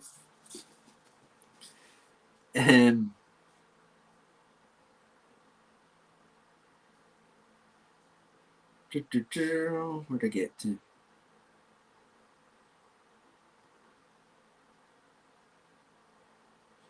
Using a password provided by Lord Sidious, he instituted a HoloNet search that turned up a record of a recently arrived Nemoidian. The image matched the one of Hath Monchar, or Monkar. You'll let me know in the chat. Monchar or Monkar? Given to him by his master. The name was different, but that was not surprising. Maul ordered a new search parameter, trying to track Monkar, though through debit card use. There was no record of any transactions. Again, not surprising. The Nemoidian would be too canny to be caught that way. No doubt he used only cash while on Coruscant. A line had begun to form behind him. Other people wanted to use the terminal he was monopolizing. He could hear grumbling voices as citizens and tourists grew increasingly impatient. He ignored them. He hacked into the planet-wide security grid that monitored the spaceports and surrounding environs, calling up the last 24 hours of a constant collage of images taken by stationary and roving holocams. He ordered the system to search its files for Nemoidians. He found several images, one of which was promising. It wasn't much to go on. A blurred image of a Nemoidian entering a tavern not far from there, a few hours earlier, but it was better than nothing. Maul smiled faintly. His hand brushed the grip of his double-bladed lightsaber that hung from his belt. He noted the address of the tavern, then turned and left the building. Chapter 3 in the bag, guys. We will read some more. Just give me a minute here. Did you know that in the expanded universe, Darth Maul uses an ATM and there's a queue of people behind him waiting to get a turn? It's so stupid, guys.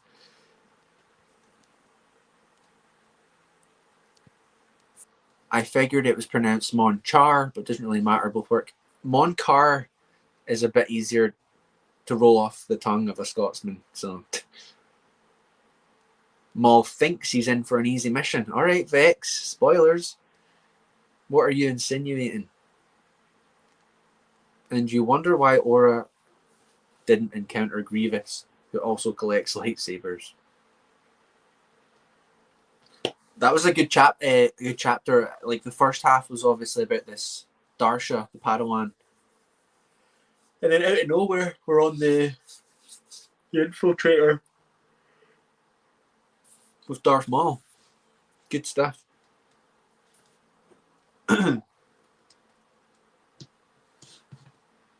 Bank terminals were in Star Wars Galaxies. Is that true? The only thing I know about Star Wars Galaxies is... Oh, what is that character's name? The one I always joke about. You know the one that's in the Phantom Menace game with the big pointy hat, and he gives you the crate dragon tooth. Come on, one of you dorks in chat must know who that is. That's a term of endearment, by the way. What is his name? But he apparently gives you missions in Star Wars Galaxies. I thought that was pretty funny.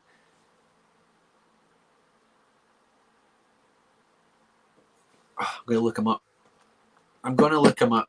He's also in Phantom Menace. He's sitting next to Quinlan Voss.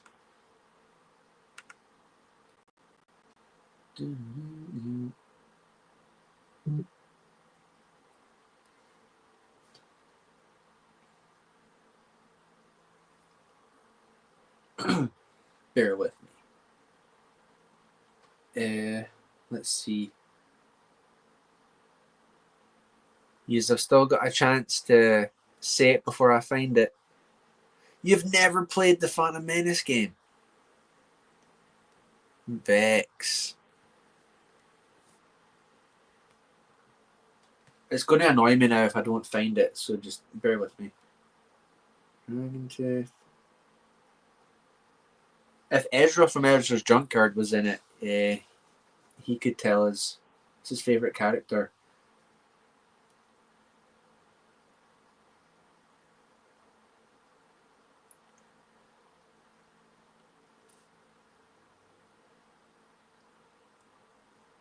What's his name?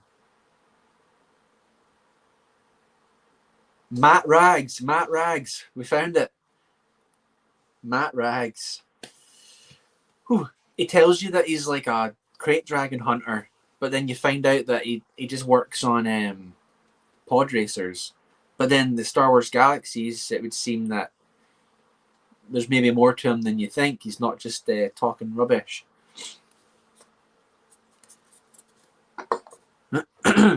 Matt Rags.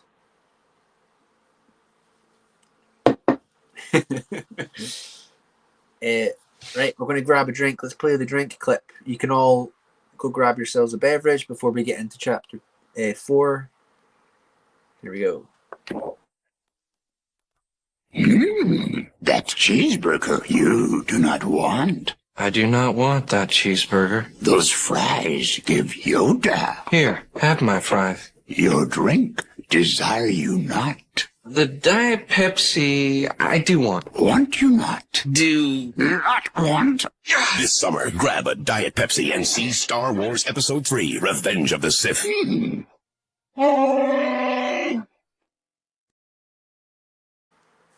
See Star Wars Revenge of the Sith in theaters.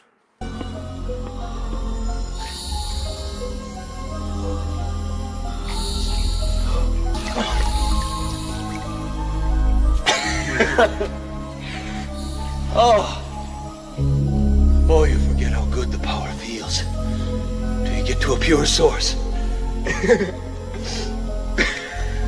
My friends, my fellow conscripts, we have scored. I feel so much better. There's another good sequel, Tron Legacy. Any takers? Tron Legacy? Great movie. Great soundtrack, actually. Is anyone looking forward to... Yeah, I think the original Tron is technically Disney, yeah, or they owned it at least. Is anyone looking forward to the new Tron? Is it Atreus or something it's called? What is it called?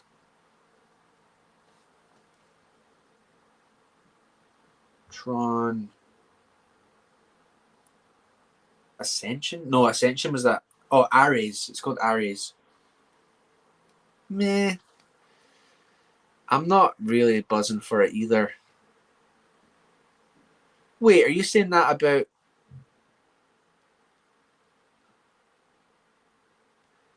I was expecting Cade Skywalker on Tron Legacy.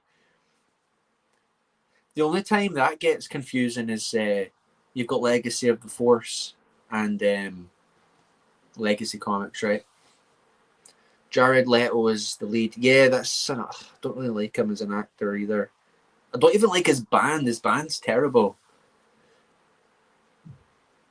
It's not just a phase, Mom. You know, I bet Star Wars Explained listens to 30 Seconds at Mars for the eyeliner and that, right? You're a buoy, Scran. You're a buoy in a low-life gwifta. I mean, I'll probably see... Because Lil Jaina's a big Tron Legacy fan. And I'll probably see it. But I'm mostly excited for the soundtrack because it's Nine Inch Nails, Trent Reznor doing the soundtrack for it. Ryan Gosling is going to be Luke's secret son in Starfighter named Cade. It's going to be that, or I think Purists' theory, his Star Wars theory, is that they're going to make him into like a Disney-fied Corran Horn, so like an X-Wing pilot / Jedi.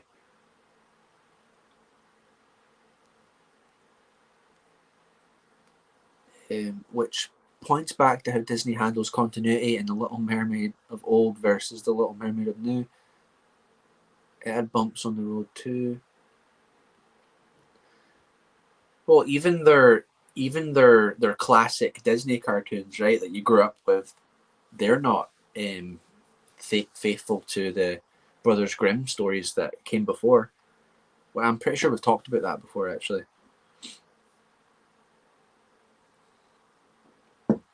Right. If we can make it through 2 chapters in one stream, that'd be awesome. And I'm not really doing anything today, so we could just keep reading. Because I really want to do the Phantom Menace watch party. That'll be fun. Do you want me to wait until we've finished the book to do that? Or will I just plan a date to do it? Let me know. It took us months to get through Shatterpoint because I kept getting distracted with other stuff.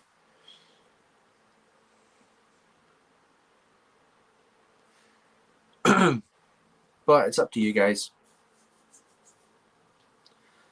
Because I was thinking when we do it, we could do the VHS version. Add a bit of nostalgia to the experience. Did this ever like freak people out? You know, you can see Darth Maul's eyes in the black bit. Used to freak me out as a kid. Disney continuity? What's that? I've never heard of it before. It doesn't exist. There you go, guys. That's in your future if you want it. Go right ahead, just whenever. Nice. We've got confirmation from Calcite that I can just do it whenever.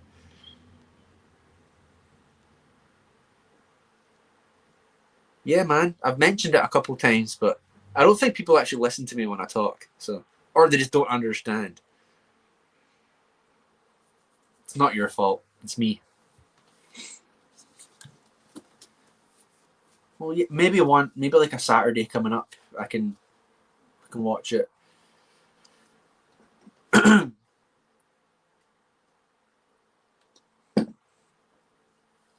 Okay. Chapter 4.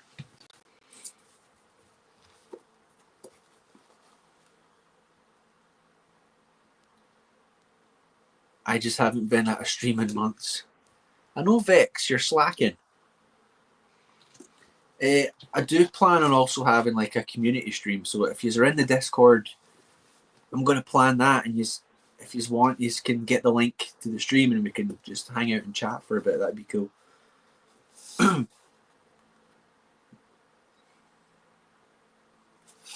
Right, okay. Chapter 4. Newt Gunray pushed the plate of fungus aside in irritation. It was his favourite dish. Black mulch mold marinated in the alkaloids secretions of the blight beetle, seasoned to perfection. With the spores just beginning to fruit, normally his taste and olfactory nodes would be quivering in ecstasy as the prospect of such a gastronomic experience. But he had no appetite. Indeed, had not been able to look at food since the Sith Lord's last appearance on the bridge, with when Sirius had noticed that half Monkar was missing. "Take it away," he snapped at the service droid hovering respectfully nearby. The plate was removed and Gunray stood, stepping away from the table. Newt Gunray strikes me as the type of person that would like struggle to eat when he's like so worried about something, right? He's just so nervous and he's a little weasel. He faced one of the transparasteel ports, looking gloomily out at the infinite vista of the starfield. There was still no news of Monchar. I guess it's Monchar, that's what I want to say. Monkar. And no clue as to where he had gone. If the Viceroy had to guess, and guessing was all he had at this point, he would say that his deputy Viceroy had decided to go into business for himself. There were plenty of ways that... I'm just trying to think. Hath Monchar is in Cloak of Deception, isn't he?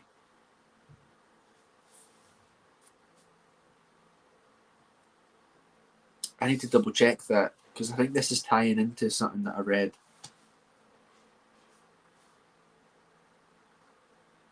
There were plenty of ways that the knowledge of the impending blockade could be converted into currency, enough currency to begin a new life on a new world. Gunray felt fairly confident that this was Monchar's plan, largely because he had thought of doing it himself more than once. That didn't make it any less of a problem, however. Unless Monchar could be returned to the Shakak before Sirius contacted them again. Nah, I think I'm getting confused with the earlier chapter of this book.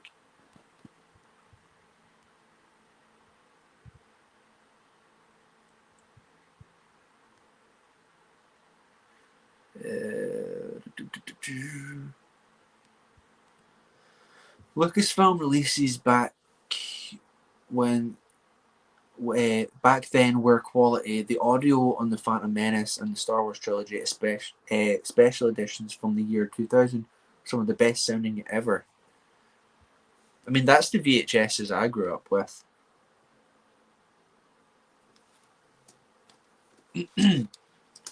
It's crazy that there's so many versions of the movies out there, right? Like slightly tweaked and stuff.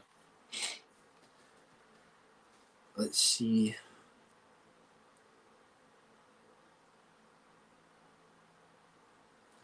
So Sirius contacted them again. He's waiting for him to return before Sirius contacts him again.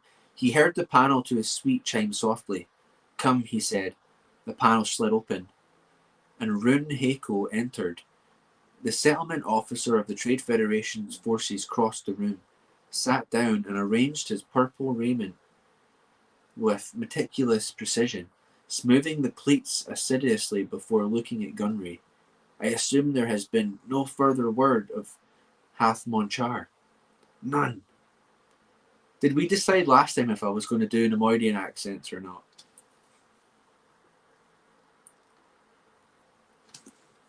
I don't see a problem with it. Heiko nodded. He fiddled with his collar for a moment, then adjusted his blouse sleeves. Gunray felt a flash of irritation. He could read Hackle like a data file. He knew the attorney had a suggestion to make regarding the situation, and he knew also that his circuitous approach to it was designed to put Gunray on the defensive. But protocol demanded that he show nothing of what he felt. To do so would be to acknowledge that Hackle had the upper hand in the situation. At last, Hackle looked up, meeting Gunray's eyes. "Perhaps I might suggest a course of action." Gunray made a slight hand gesture designed to convey no more than polite interest. "By all means.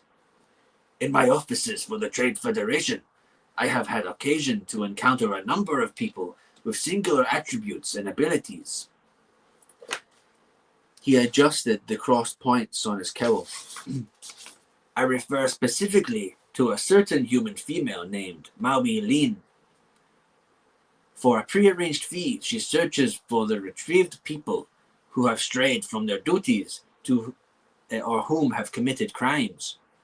You are speaking of a bounty hunter? Gunray said. He saw Haku restrain himself from smirking and realized belatedly that he had, by admitting knowledge of the term used for someone of such crass abilities, he had lost face before his subordinate. He didn't care, however. He was too excited at the possibility the attorney's suggestion presented. We would hire this Maui Lean to track down Monchar and bring him back before Sidious convenes with us again. Just so. Gunray noted the veiled contempt in Haku's tone. He adjusted his own collar and took his time replying. His initial excitement at a potential solution to the problem had calmed slightly, and now he decided to show Rune Haku that one did not lightly play games of position with a commanding viceroy of the Federation. And you know of this personage? He inquired. His tone and expression conveyed just the right amount of disdain that anyone of Haku's station would admit to having had actual social intercourse with such a low individual. Heiko's look of smugness wavered. His fingers plucked nervously at a bit of filigree. As I said, in the course of my duties as attorney and diplomatic attaché for the Federation, of course, Gunray infused the two words with equal parts, pity and haughtiness. And the Trade Federation is more grateful to you for your willingness to fraternize with such colorful characters, in hopes that their abilities may one day somehow be of use. He watched Haku's lips purse together, as though that's a funny way to say that. Purse together, as though the barrister had bitten into a rotten truffle, and continued, To be sure, desperate times call for desperate measures, though I regret having to ask this of a person of your stature. I hope you can find it within yourself to once again contact this Maui Lean in order that we may satisfactorily resolve the Monchar situation. Rune Haku muttered an acquiescence and left. After the door closed, Newt Gunray nodded in satisfaction. Not bad at all. He had managed to implement a possible solution to the question of Monchar's disappearance, and at the same time had taken that insufferable Priest Heiko down a peg. He listened in pleasure to a faint rumbling in his gut sack that signified the return of his appetite. Perhaps he would give his dinner another try. That's funny. Oh no, my accent made people leave. Am I cancelled? No one cares. We're good.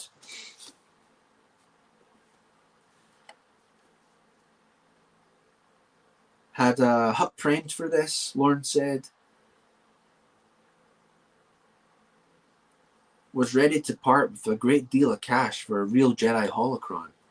Would have paid twice as much for one from the Sith. He gazed dejectedly into the depths of his glass, swirling the remaining blue-green Gorian whiskey. Gorian whiskey, huh? That sounds good. That had recently filled it. 50,000 credits the cube was worth. Now I've lost it. 15,000, all I had. And then I-5, I think we were doing like a posh Scottish C-3PO. It does put us in somewhat desperate straits financially, I-5 said. The two were sitting at the bar near the back of the Green Glowstone Tavern, not far from one end of the infamous Crimson Corridor section of the city. Hey, that's where Darsha's headed to. They were regular patrons, and the droid's presence there no longer caused much controversy, despite the sign at the entrance that proclaimed, "No droids allowed. We don't serve their kind here," in Basic and several other languages. "It's all my fault," Lauren muttered. More to the drink-stained canter than to I-5. Hadn't lost my temper. He fixed the droid with a somewhat bleary gaze. Don't know why you stay partners with me. Now we come to the modelling stage. Will this take long? I may want to put myself in cyberostasis.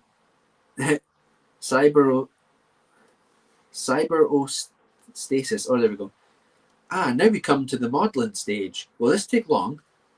I may want to put myself in cyberlostasis until it's over. Why can't I say that? Cyberostasis. Cyberostasis. There you go.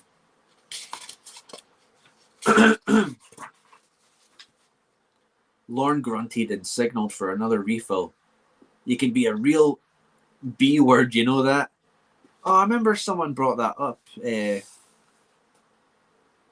mean, it's not necessarily a swear word, right? It's a word that means something. So there you go.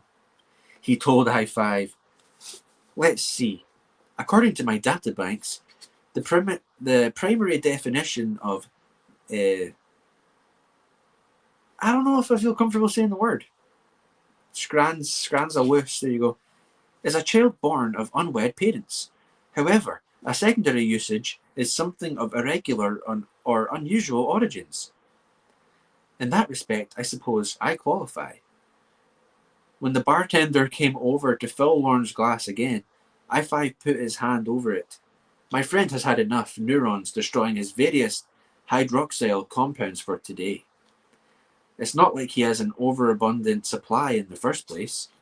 The bartender of Abothin glanced at Lorne, then shrugged and moved on down the bar. A Juros wearing spacer's togs and sitting nearby looked at them, seeming to register the droid's presence for the first time. You let your droid decide how much you drink? He asked Lorne. It's not my droid, Lorne said. We're partners, business associates. He pronounced the word carefully. The Juros flickered nictitating membranes over his eyes in a sign of surprise and disbelief. You're telling me that droid has citizenship status? He's not telling you anything, I-5 said as he turned to face the Juros, largely because he's so drunk he can barely stand. I'm telling you to mind your own business. My status in galactic society is none of your concern. The Juros glanced around, saw that the rest of the tavern's patrons were rather pointedly ignoring the exchange, shrugged, and went back to his drink. I-5 pulled Lorne off the bar stool and aimed him in the direction of the door. Lorne walked, weaving, across the room, then turned and faced the tavern. I was somebody once, he told the group. Most of whom didn't bother to look up. Worked up levels, penthouse suite, could see the mountains, dang it. Sorry, he says, damn Jedi. They did this to me. They did this to me. Then he turned and walked out, I-5 following. Outside the air was chill, and Lorne could feel a small amount of sobriety returning. Usually the air makes it worse. Doesn't make you sober.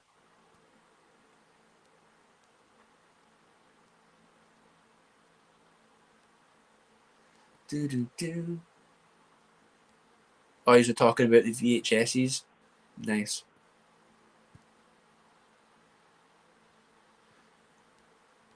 Yeah, I-5's pretty good. I like him.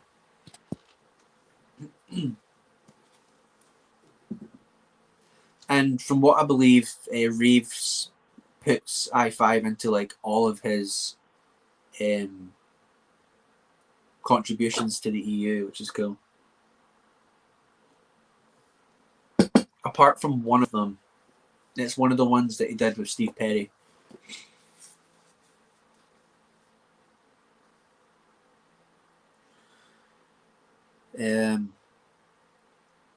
Outside, the air was chill, and Lorne could feel a small amount of sobriety returning.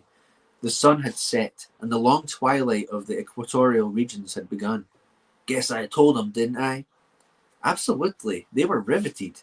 I'm sure they can't wait for the next thrilling installment. In the meantime, why don't we go home before one of the colourful locals decides to see how fast alcohol-soaked human tissue burns?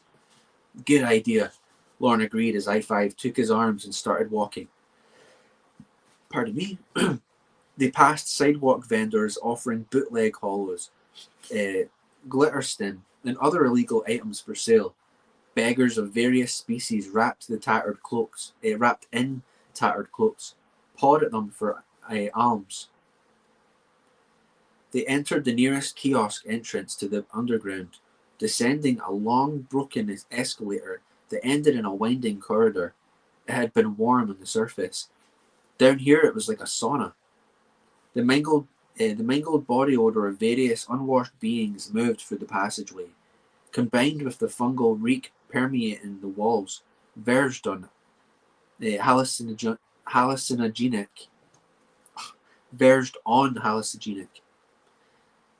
Why can't they all smell like Toydarians? Lorne wondered. They turned down a narrow side passage. Its walls and ceiling a complex pattern of pipes, conduits, and cables, flickering luminescent strips at irregular intervals, provided dim illumination. That's a full stop, Scran. You can stop. Granite slugs oozed along the floor, requiring Lorne to pay attention to where he stepped. No small task in his condition. Eventually, they reached the third in a series of recessed metal doors, which he opened after several tries with his key card. The windowless cubicle, a cell carved from the city's massive ferrocrete foundation, was designed for single occupancy, but since Lorne's roommate was a droid, they were not particularly cramped for space. There were a couple of chairs and an extensible wall cot, a tiny refresher, and a kitchenette barely big enough for a narrowwave and food preserver. The compartment was spotlessly clean, another advantage of having a droid around. Lorne sat on the edge of the cot and stared at the floor. "Here's all you need to know about the Jedi," he announced. "Oh, please, not again. They're a bunch of self-serving, sanctimonious elitists. I have this entire rant recorded, you know. I could play a holo at fast speed. It would save time. Guardians of the Galaxy. Don't make me laugh. All they're interested in guarding is their way of life. If I were you, a hypothetical situation, the mere mention of which threatens to overload my logic circuits, I'd stop obsessing over the Jedi and start thinking about where my next meal is coming from. I don't require nourishment, but you do. You need something hot to pedal fast." Lorne glared at the droid. "I never should have disconnected your creativity damper." He brooded for a while longer, then said, "But you're right, no point dwelling in the past. Got to look ahead. What we need is a plan, right now." And with those words, he fell backwards onto the cot and began to snore loudly. I-5 stared at his recumbent companion. "Random evolution should never have been entrusted with intelligence," the droid muttered. Chapter 4 in the bag. I think we can manage another one. I wonder what happened to Lorne for him to despise the Jedi so much.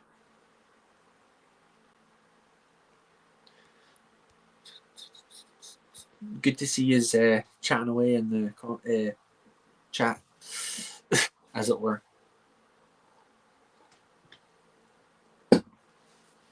Going to take a quick refresher break. What's a good clip we can play for that?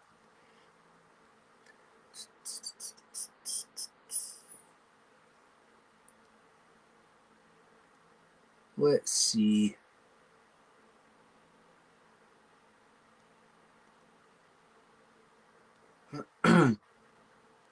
Darth Maul never had a past to discuss in the story, correct? It said something like he doesn't want to discuss. He's Eridonian and he doesn't want to discuss the past any time before Sidious, being with Sidious. Right, here we go, folks. I've said it a million times. The only reason we have it is because my kids want to watch Mako Mermaids sometimes. Okay.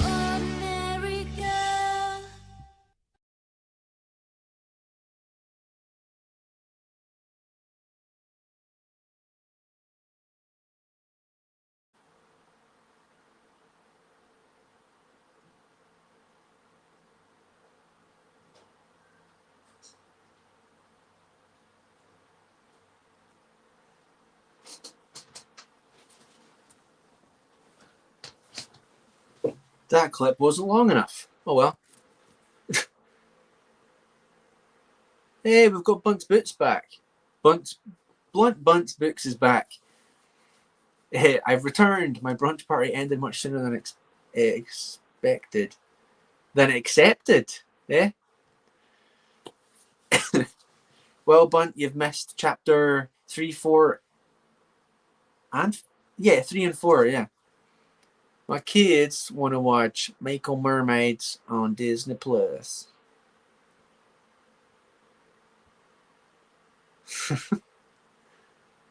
To be fair, Bunt, we've been going for just over 2 hours.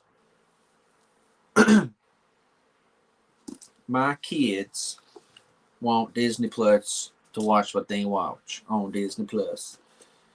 Chapter 5. The narration, yeah. Bunt, did you know that in the expanded universe, Darth Maul pays for parking and uses an ATM? It's not canon, bro. That should be your next video insert. Darth Maul paying for parking.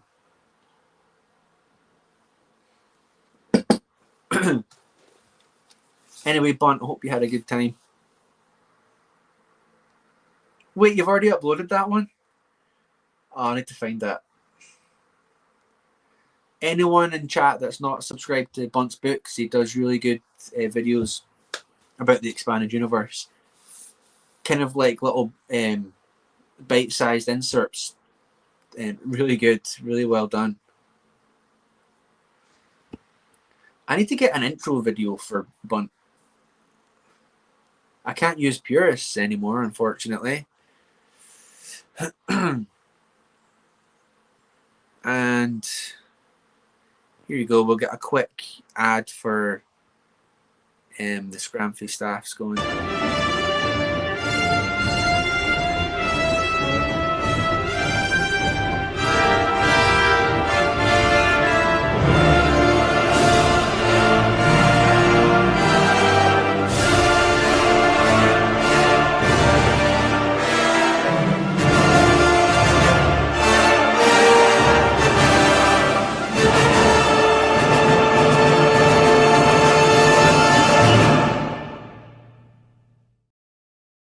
Don't buy Disney China Sabers, buy Scrampy Staffs.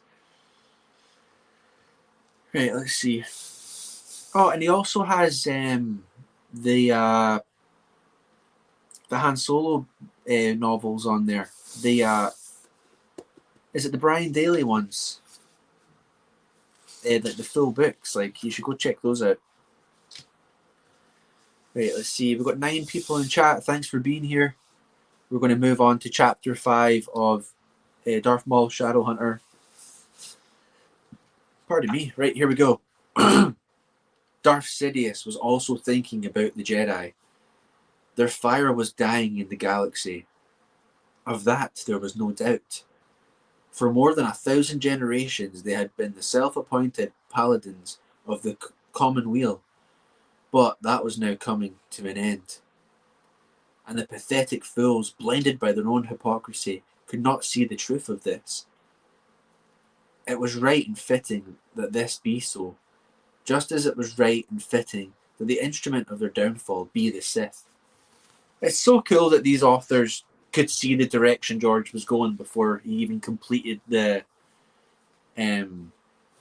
prequels, right?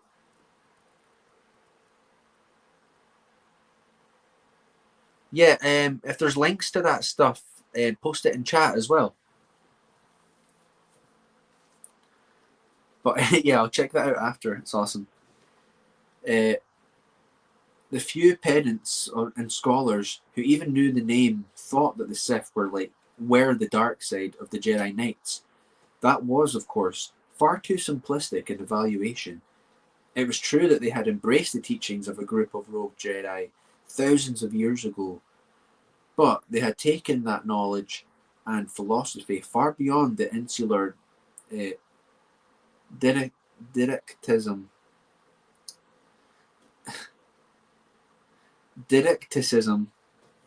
Oh, Michael Reeves, you keep doing this to me.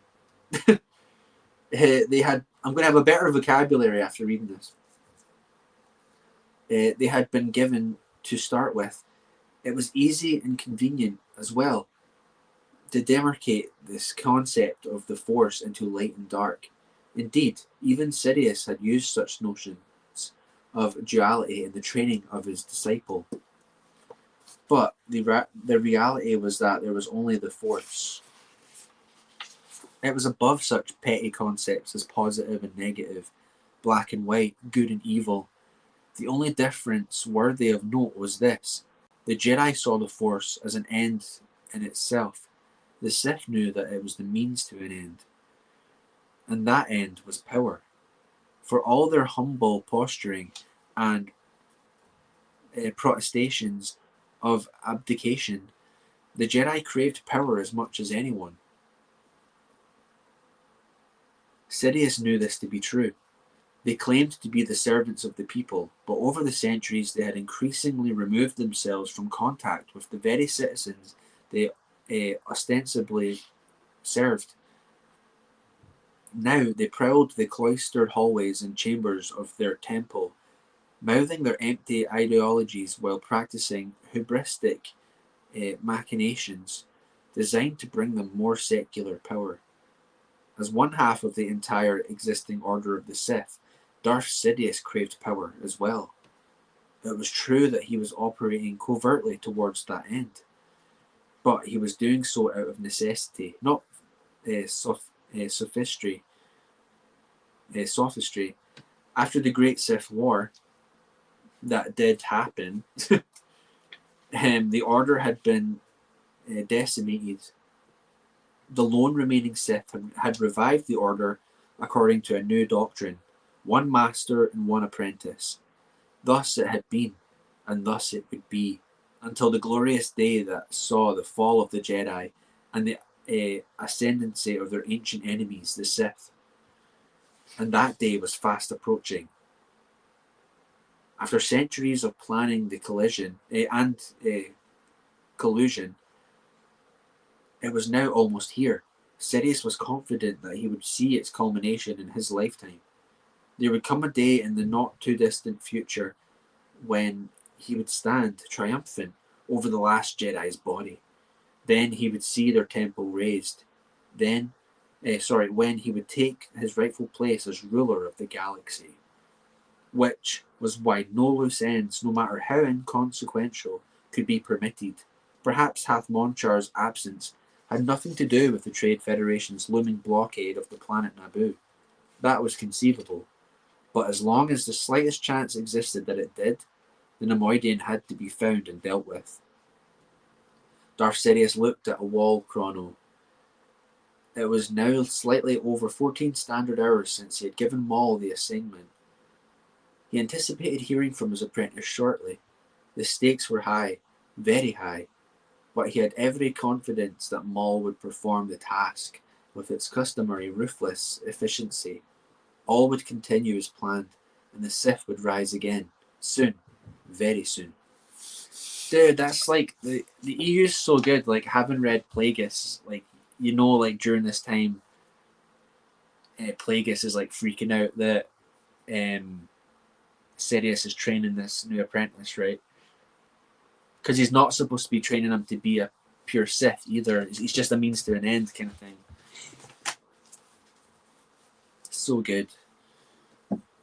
And reading, like, from the point of view of, like, the Sith and how they view everything's awesome as well.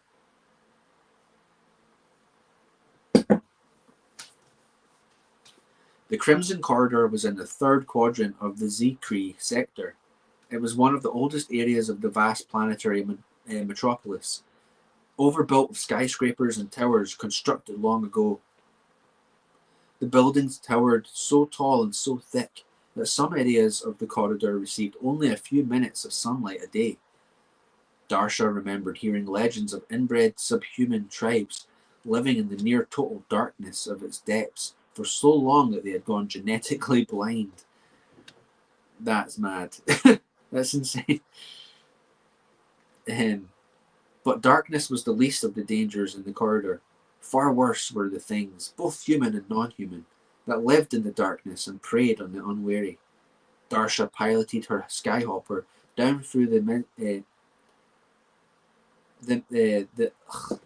these words, man. The miasmal fog that lay like a filthy blanket over the lowest levels. Why, she wondered, would anyone pick a neighborhood like this for a place in which to conceal informants? The answer was, of course, that it was the last place anyone would look. The safe house, a barricaded block of ferrocrete and plasteel, was in the street that was not wide enough for her to set the skyhopper down. She landed in the closest intersection, got out, and instructed the autopilot to take the craft up 20 meters and remain in hover mode there. That way it was more likely to be when there when she got back. There were a few glow sticks and protective wired cages set here and there on the buildings, but after centuries of use they were so weak that they did little to relieve the gloom. As soon as Darsha disembarked from her vehicle, she was set upon by beggars, supplicating for food and money. At first she tried the ancient Jedi technique of clouding their minds, but there were too many of them, and most of them had brains too addled by privation and various illegal chemicals to respond to the suggestion. She gritted her teeth and pushed her way through the forest of filthy waving arms, tentacles, and various other appendages. The mingled revulsion and sympathy she felt was almost overwhelming. For nearly as long as she could remember, Darsha had been coddled and cozened in the Jedi Temple, protected from direct contact with the dregs of society. An ironic situation, since the Jedi were supposed to be the protectors of all levels of civilization, even those considered untouchable by most of the upper classes. Dude, that's so cool that this book's pointing that stuff out so early on. True, elements of her training had taken her to various rough neighborhoods, but nowhere else had she seen anything that even remotely compared with this. It horrified her that such poverty and neglect could exist anywhere, let alone on Coruscant. She made it to the recessed entrance of the safe house and pounded on the reinforced door. A slit opened and a sentry cam extruded from it. "Your name and business?" it asked in a raspy voice. "Darsha Asant, on the Jedi Council's business." An emaciated Kuzan sought to pluck her lightsaber from its hook on her utility belt. She seized his hand and bent the thumbs backwards. He squealed and backed hastily away, but others took his place immediately. The only reason they did not drag her back into the street was that there were too many to crowd into the narrow aperture where she stood. The security cam quickly ran a laser scan over her face. "Identity confirmed. Please hold your breath." Darsha did so. Whereupon, hidden nozzles surrounding the door sprayed a pink mist at the crowd of mendicants. A chorus of indignant shouts, squeals, bleats, and other protests rose from them as the airborne irritant drove them momentarily back. The door slid quickly up, and a metallic arm grabbed Darsha and pulled her aside. She found herself in a narrow corridor that was almost as dark as the street. The security droid who had taken her arm now led her down the passageway and around the corner, into a small, windowless room. The light was not much better here. Darsha could barely make out a hunched form sitting on a chair. Bald and humanoid, he looked like a Fondorian to her. The droid said, "This is the Jedi who will take you to safety, Ulf." Though she knew it was foolish, Darsha felt a little thrill at being called a Jedi, even by a droid. "About time," the Fondorian said. He stood quickly. "Let's get out of here before it gets dark. Not that it's ever really stops getting dark around here." She moved toward the room's entrance, then stopped and looked back at Darsha. Did I say she? I meant he. "Well, come on," he said testily. "What are you waiting for?" Sorry, folks.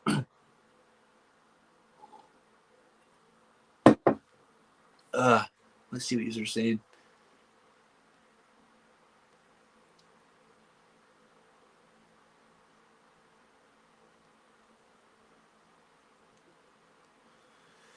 Matthew says, I remember seeing Snow White as a kid in reissue and loving it, but as some of the 90s movies I watched with my little brother, but I haven't enjoyed a Disney film since Pirates of the Caribbean. Yeah, they lost their touch, right? They don't want to like make the next Star Wars. They want to buy the next Star Wars. I can't remember who said that, but I thought it was like really accurate. They just want to own good IPs, but then not put the work into keeping them good. I might be done after this chapter, guys. My throat's starting to seize up a bit. I'm just trying to decide how best to get back to my skyhopper, Darcy replied. I don't relish the idea of wading through those poor beings out there again. Well, we'll be the poor beings if we don't get moving. This is Raptor territory. They make those scum out there look like the Republic Senate. Now let's go! Darcy moved towards the hallway. Ulf stood aside to let her pass. I'm the one who needs protecting. You go first.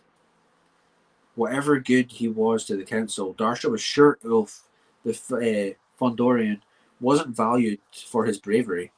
She pushed past him and strode back to the outside door. The cam's monitor was mounted by the door. It showed a few street people still loitering around the area. Most of them, however, had apparently gone looking for someone else to importune. If Darcy and Ulf moved quickly, they could probably get back to the intersection where her vehicle was without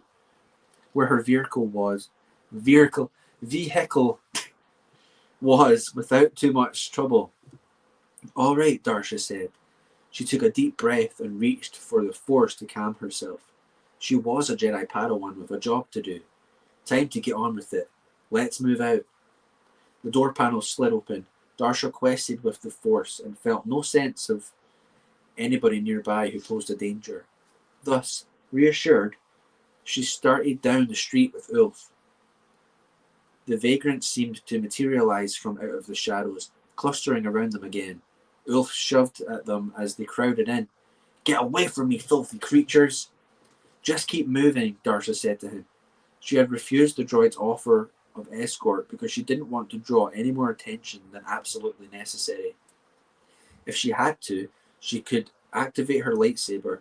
She had no doubt that just the sight of the energy blade would send the majority of the street people fleeing. But she hoped it wouldn't be necessary. They were almost to the intersection. And then her heart, already pounding from nervous tension, suddenly tried to batter its way up her throat. Her skyhopper was still where she had parked it, hovering 20 meters up in the air. Clustered on the street beneath it was a heterogeneous assortment of beings, about a dozen in all.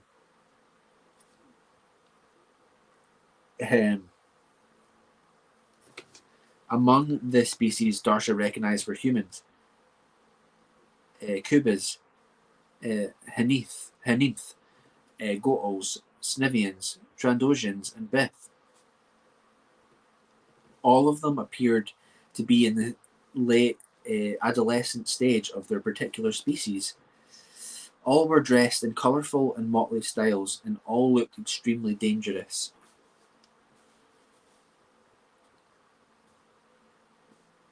Is she going to do a... What's the thing from Tarkin that they ripped off in Andor? Is it the German massacre? Is she going to do that to get her ship back?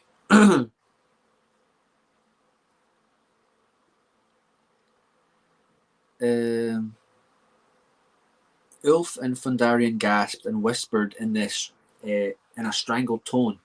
The Raptors. Darcy had heard tales of these street gangs that terrorized many of the more run-down sectors of Coruscant's surface. The Raptors were reputed to be the worst by far. She had hoped to complete her mission quickly enough to avoid an encounter with them. So much for that idea. Several grappling hooks had snagged into the two-person craft, and from them dangled ropes. 3 members of the gang, a human female and 2 male Bith, had climbed aboard and were busily ransacking the vehicle. They tossed down various items, a hollow projector, an Aquita breather, a pouch of food capsules, and medical supplies, to the gang members below. Even as Darsha watched, one of them managed to disable the autopilot, causing the craft to settle gently to the street. This was greeted by a cheer from the rest of the gang. Ulf grabbed her robe and tried to pull her into the shadows of the narrow street. Quick, before they see us! She shook off his grasp. I can't let them strip the Skyhopper. It's our only way out of here. Wait here until I've dealt with them. Then, forcing herself to project a confidence she did not in any way feel, Darsha strode towards the raptors. She hadn't taken more than a few steps before her approach was noted. The nauseous chatter and laughter quickly subsided, no doubt, Darsha thought, because they were having a hard time believing someone could be this suicidal. She stopped a few meters from them. There was no one else on the street now, save for a Fondorian cowering somewhere behind her. No one in their right mind wanted to be around when the raptors were on the prowl. That's my Skyhopper, she said, relieved to find that her voice was not shaking. Please return the things you stole and move away from it. The raptors looked at each other in astonishment before breaking into the various sounds that constituted laughter for each species. One of the human males, lean and wiry, sporting an improbable mane of green hair, standing straight up in an electrostatic field, swaggered towards her. New around here, I'm guessing, he said, causing more snickering, this time with a distinctly unpleasant edge, to erupt from his compatriots. Darsha reviewed her options quickly. There weren't many. She was 1 against a dozen, and while her knowledge of the Jedi fighting arts improved the odds somewhat, she was still not at all confident in her ability to come out ahead in a battle. She was on their turf, after all, and for all she knew, there might be a dozen more of them lurking in the shadows. But there were alternatives to fighting. Sorry, that was a yawn. But there were alternatives to fighting. The mind trick she had tried earlier on their beggars hadn't been completely successful, but it had turned away a few of them. It might serve now to confuse the raptors long enough to allow her to reach the vehicle. Of course, she still had to get Ulf in the craft with her, but one problem at a time. She raised her right hand, fanning the fingers in a gesture designed to focus their attention while she reached out mentally for the Force. You're not interested in me, she said, using the soft but compelling tone she had been taught. Or my vehicle. She could see by their confused and uncertain expressions that it was working. Could feel their wills beginning to vibrate in resonance with hers. Green hair was either the leader or something close to it. Because when he nodded and said slowly, "We're not interested in her or her vehicle," the rest of the gang mumbled the same words in ragged unison. Darsha took a few steps forward, making the hypnotic gesture again. "You might as well go now," she told Green Hair. "There's nothing interesting going on here." We might as well go now. There's nothing interesting going on here. The rest of the gang again echoed him. Darsha kept moving slowly but steadily forward. She stepped past Green Hair and was now in the midst of them, only a step or two away from her craft. She had them now. She could feel their minds, some struggling feebly, others willingly surrendering to her suggestive power, amplified by the Force. Another moment and she would be in the Skyhopper. A scream echoed down the dark street. Startled, Darsha whipped around, stared back toward the source of the cry. It was Ulf the Fondarian, staggering out into the middle of the narrow thoroughfare, shaking and kicking his leg frantically to dislodge a large armored rat that had clamped his jaws onto his shin. Even as she realized who it was, she realized as well that her tenuous mind lock on the raptors had been shattered by the unexpected sound. Blinking and shaking their heads as if awakening from slumber, the raptors realized that their prey had obligingly delivered itself right into their midst. Darja had no choice now but to fight. She reached for her lightsaber, but before she could seize it, they were upon her. Ooh, on to chapter 6, guys. That was a good chapter. What do you guys think of Darsha? I think she's a pretty good character so far. Drink some beer, that'll help your throat. I mean, I've got water as well, but this isn't an H2O stream. We only drink water when we're talking H2O lore. Makes Gran read until his voice goes out. I could probably do another chapter. Why not? Why not?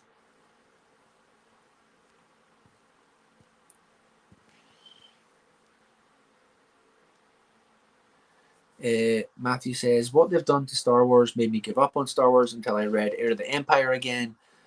I was like in the place of walking away and selling and giving away all my Star Wars.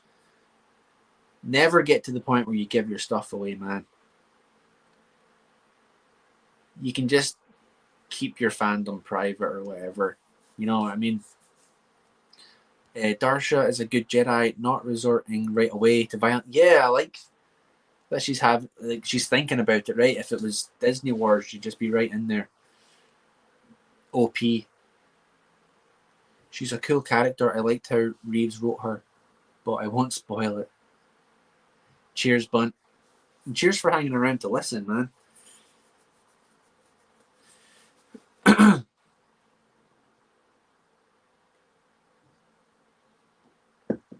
It's real. Like, I don't want to stop reading. It's really good. I'll do another chapter. I'll aim to do another chapter and see where we're at.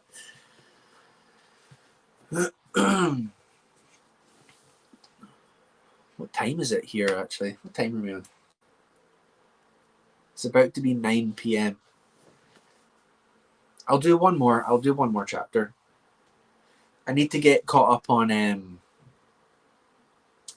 Babylon 5, right? So I want to watch some of that later on.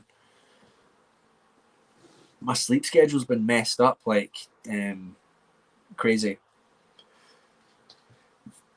Pardon me.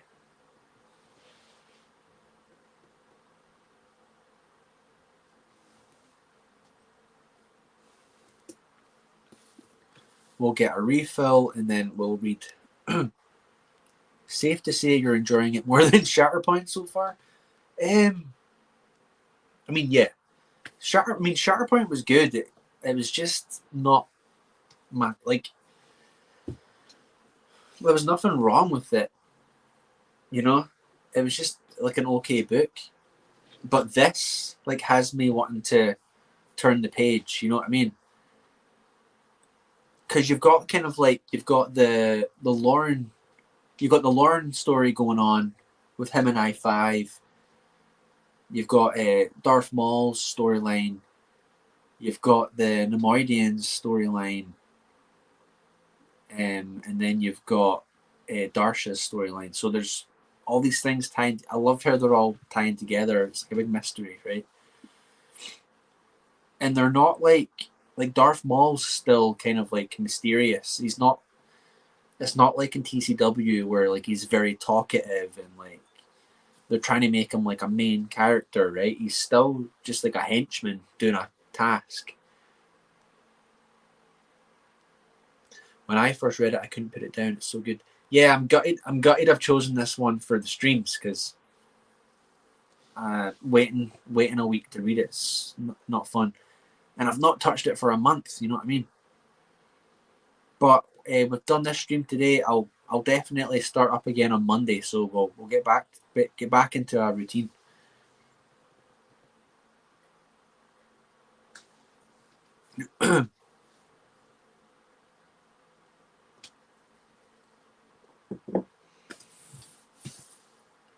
But yeah, Vex, I am enjoying this one a lot. With Shatterpoint, I was kind of happy to get a break throughout the week, right? Oh, I feel bad saying that because I was reading some of Revenge of the Sith today, and like Matthew Stover's writing's incredible. It's just not for me. But some people love that book, you know.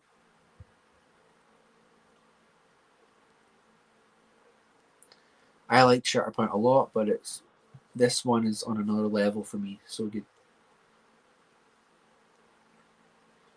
Like, 'cause Mace Windu is not really one of my favorite characters either. I mean, when I was a kid, I thought he was awesome.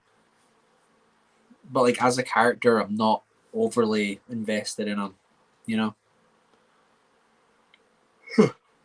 Right. I'm gonna get a refill. We'll play a clip. We can get our wits about us. Let's hear from the story group. Dave Filoni apparently wasn't able to make it today, but I know he wanted to talk about a couple of things. And canon, it's official. It's part of the official canon. Everything is canon. The novels, the comics, the video games. It's all there. We want it to be a continuous, one single universe where everything we try to make things fit as well as possible. I'd had a conference call with what turned out to be the Lucasfilm Story Group as this book is developing, and then I'm 2/3 of the way through, and they say, "Hey, we need you to come out to Lucasfilm because you're going to end up doing a video with." As it turned out, Timothy Zahn was there, and we ended up doing a video about declaring everything prior to A New Dawn Legends, and everything forward is part of the Lucasfilm Story Group era, so to speak. But basically, what it means now is that there are people in the story group that have an eye on everything that is going on in other parts of the franchise, films, TV, other things, toys, action figure, the backs of the cards even, the video games. They have all these things that they're aware of, and so they can actually cue us into opportunities and things to avoid. And that is something that did happen before. But this is a little bit more structured, I would say. But they become the people that are just making sure everything lines up. Well, librarians, they don't. I like that better. They don't have to be listened to. Right. Apparently, the movie makers get to do whatever they want to. We novelists, and then they got to figure it out. and then they've got to kind of spackle it, whatever. Can you summarize very quickly, just for those that don't know, what exactly the story group is and what that means to the continuity of Star Wars? Well, there's a lot that goes into it, and I know fans are particularly interested on the continuity angle of it all. Yeah, the canon. But that's the legacy. That's only really one part of it. It's basically a group set up by Kathy Kennedy that's basically in charge of overseeing story development in multimedia going forward. So the continuity, it was a bit controversial, but it got rebooted, kind of wiped clean, which I think is a good thing. And now moving forward, fingers crossed, everything is just kind of smooth from here on out. It should all line up across. That's definitely the goal. Yeah. Yeah. And that's what we aspire to. Yeah. I want to ask, how difficult was it for your holocron when it gets brought to you after, 10, 12 years of you maintaining it? Yeah. Hey, so we're going to make more Star Wars movies, and we're just going to throw a lot of this out. Good luck. Do you have two versions now? When you say throw it out, I didn't throw out anything. Okay? Right. Yeah. I still have a field that keeps track of everything that we did in Legends. So we can always go back, look at it, say, Right. hey, maybe this character will fit this role. We can go back, use that character. But when we start with the new stuff, it's just sort of refreshing because having a clean slate, you have so much less baggage. And the EU is born out of a love for Star Wars. That's what it really is. Carrying on the legacy before it really could do so on its own, like it will now through episodes 7, 8, and 9 and all the other films coming out. So there's a bright future for Star Wars, but I think the EU will be a legacy that's mined forever. First of all, when we were writing those books, we were told we were writing canon. So at that time, we were creating canon. And so anybody who says they were never canon is just incorrect. It was all canon. Everything published was canon.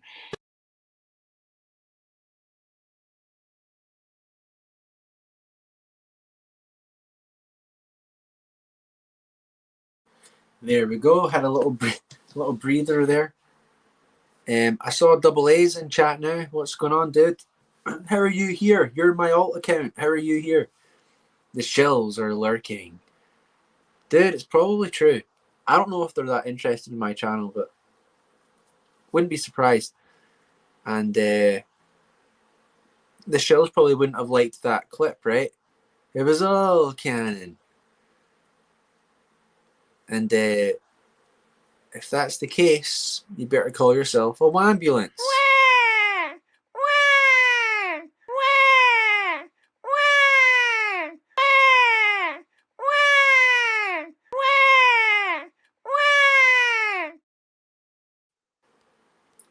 They're all traitors. It's like, imagine you were like Leland Chi back in the 2000s, right? Like, that's like the coolest job I can think of. Like, being in charge. Imagine being right. Your job is to be in charge of Star Wars continuity for Lucasfilm. That's absolutely insane. And now he's been relegated to like the Lego Star Wars shows, right? It's insane. I bet he regrets being out there and talking trash on EU. Don't be surprised if Darth Momo's in the chat lurking, or Michelle. I think Momo's, as far as I'm aware, he's done with the channel, so, which is for the best. For the best. Yeah, Leland should have just quit, I think.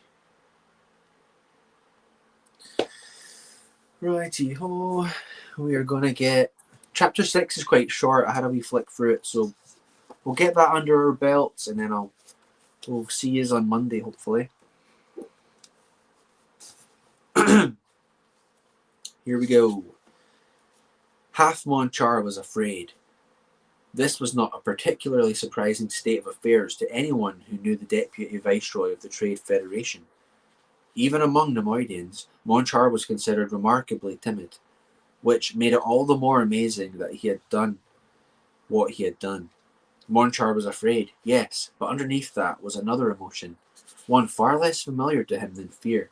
This emotion was pride, a nervous and fragile pride, it was true, but pride nevertheless. He had taken a chance, a big chance. He had dared to steer his life in a new and, with any luck, more profitable direction. He had a right to feel proud of that, he told himself. He glanced around at the patrons of the tavern he was sitting in. It was a different establishment than the one he usually frequented when on Coruscant.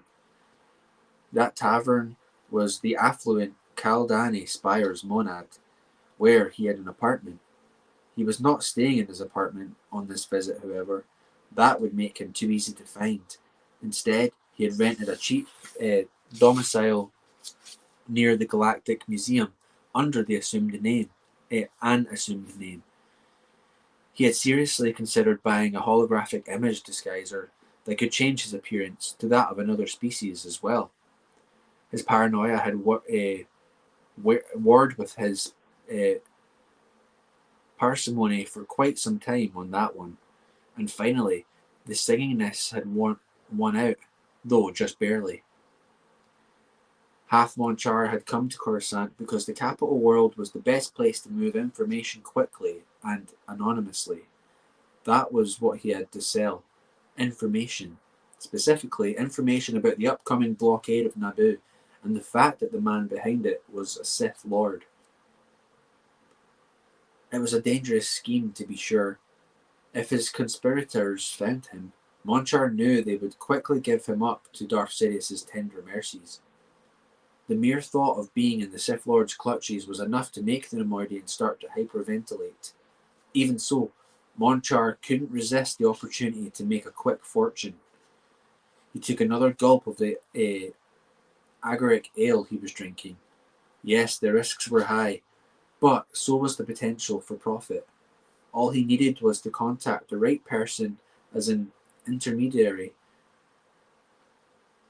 someone who knew the people who would pay handsomely for the news he had. All it would take was a bit more fortitude on his part. He had come this far. Sorry, folks. He was not going to stop now. not with his goal nearly in sight. Half Monchar signalled the Baragwin to bartender. One more flagon of ale ought to give him the fortitude he needed. Malway Lean had been a bounty hunter for going on 10 standard years, ever since she had been forced to leave her homeworld after killing a corrupt government official. During that time, she had travelled nearly the length and breadth of the galaxy on various assignments. She had pursued fugitives from justice on such diverse worlds as Ord Mantell, Rune, Tatooine, and dozens of others. Oddly enough, however, she had never been to Coruscant, and she was looking forward to seeing the capital of the galaxy. The assignment from the Nemoidian Viceroy's lieutenant seemed straightforward enough. Lean did not anticipate any great trouble in finding the missing Half Monchar, even on a crowded world like Coruscant. As her ship descended on... So they've got... The Nemoidians have her tracking them, and then Sidious has Maul tracking him. Let's see. I love how this book maintains good continuity with Phantom Menace. Yeah, like, definitely.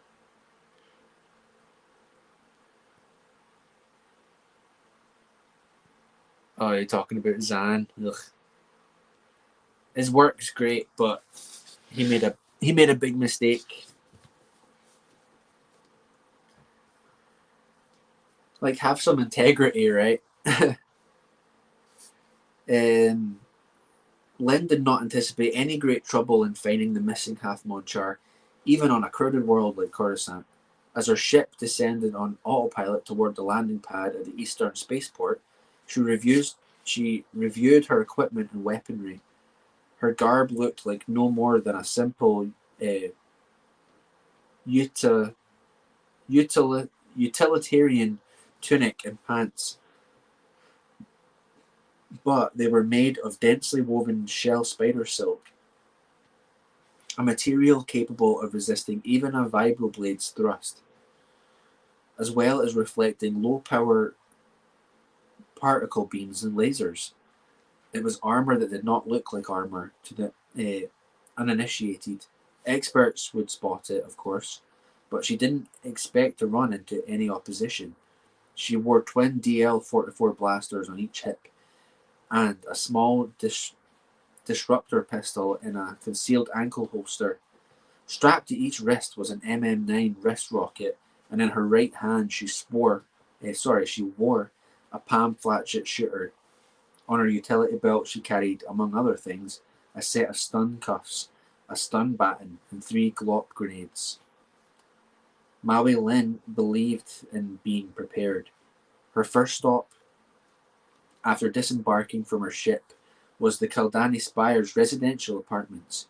She seriously doubted that Monchar would be foolish enough to stay in an apartment registered to him, but one never knew. More than once Lynn had saved herself needless trouble and time by looking in the most obvious places for her quarry. As she entered the lobby, the security droid on duty asked whom she wished to see. Half Monchar, Lynn told him. The droid checked a monitor screen, then informed her that Monchar was not in. Indeed, was not even on Coruscant. Lynn nodded pleasantly, clapped the circuit disruptor she had pulled from her belt onto the droid's chassis. The droid shuddered for an instant before its photoreceptors went dark. Lynn took the lift tube up to the 500th floor and strolled down the corridor to Monchar's apartment, where she used an electronic lock breaker to void the security system. Once inside, she quickly checked the rooms. The droid had been telling the truth. Monchar was not there. Furthermore, the apartment appeared to have been vacant for some time. The large suite was decorated in what was, to an Nemoidian, the epitome of tasteful decor. To Lynn, it looked and smelled like a fetid swamp. She did some more investigating, hoping to find a clue to Monchar's whereabouts. In this she was disappointed. At last she left, going back down to the lobby and pulling the circuit disruptor off the security droid before it could reassess its memory bank sufficiently to realize what had happened. Maui Lin had left and was strolling along one of the skywalks 50 stories above the surface.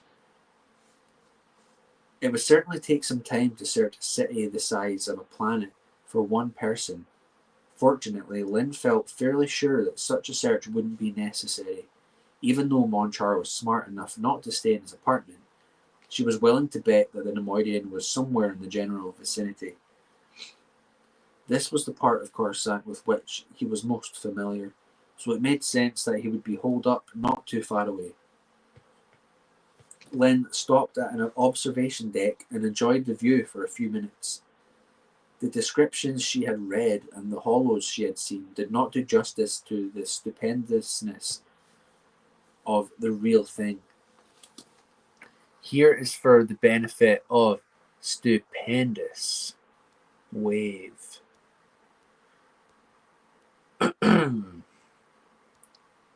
Stupendousness.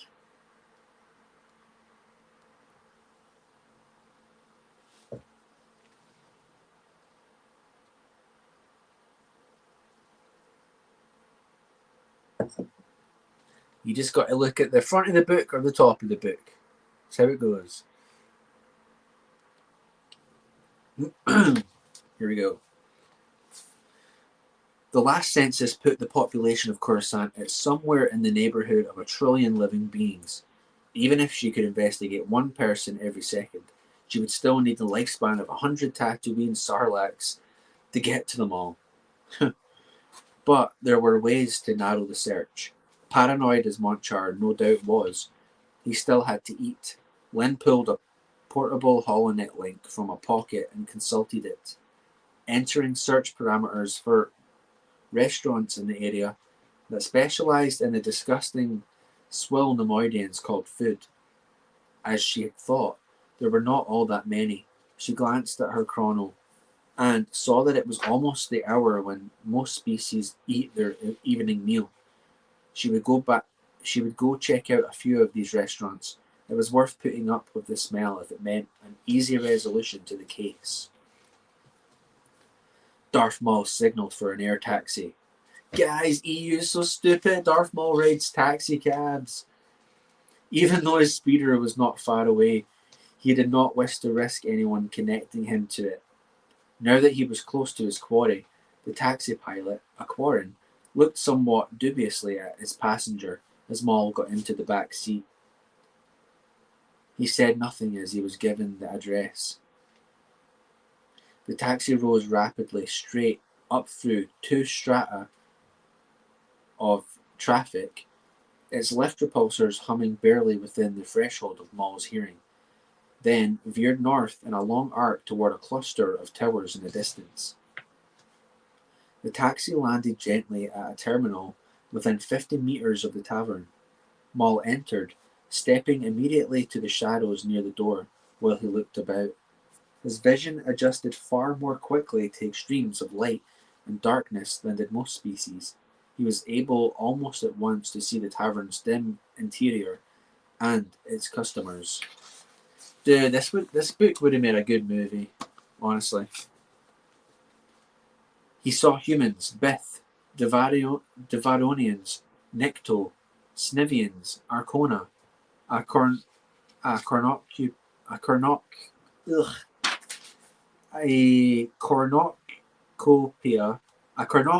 of species, all drinking or otherwise imbibing various substances capable of altering their brain chemistry. He did not see half Monchar. For that matter, he did not see any Nemoidians at all. Maul approached the bar.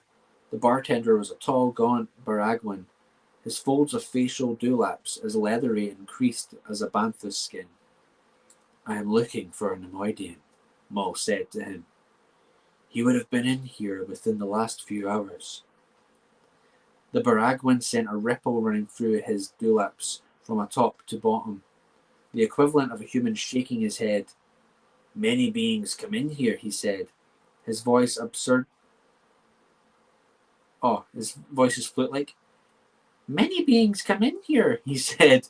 His voice absurdly high and flute-like, coming from such a massive head. They come, they drink, they talk, they go. I do not recall seeing an Amoidian recently. Darth Maul leaned forward. Think again, he said softly. He could easily use the Force to get whatever information he might. Information. Wait, this doesn't make sense. He could easily use the Force to get whatever information might he had from his weak-willed creature, but there was no need. He knew he could get what he wanted by intimidation. The Baraguan's nasal polyps began to quiver, a sign of nervousness. Upon further reflection, I do seem to remember a representative of that species imbibing there perhaps an hour ago. Did he speak to you or anyone else? The Baraguan's polyps were vibrating almost too fast to see now. No, that's it. He ordered a Garrick ale. And did he speak of anything else? Yes, he inquired of me how one might contact someone proficient in the buying and selling of sensitive information. Maul leaned back. And you told him what? I gave him a name.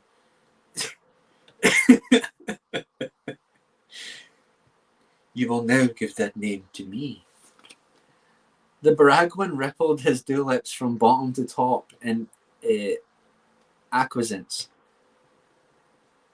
Is this him speaking? Lorne Pavan, a human, Corellian, I believe. He is well known in this city sector as one who traffics in such merchandise. And where might I find this Lorne Pavan? I do not know. Maul leaned forward again, his yellow eyes blazing. The Balawans backed up hastily. I speak the truth. He comes in here occasionally, always accompanied by a protocol droid called I-5. I know nothing more.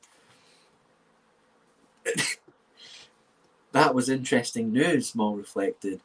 It should help to narrow the search. Personal droids were not that common in this area of Coruscant. Describe this Lorne Pavan.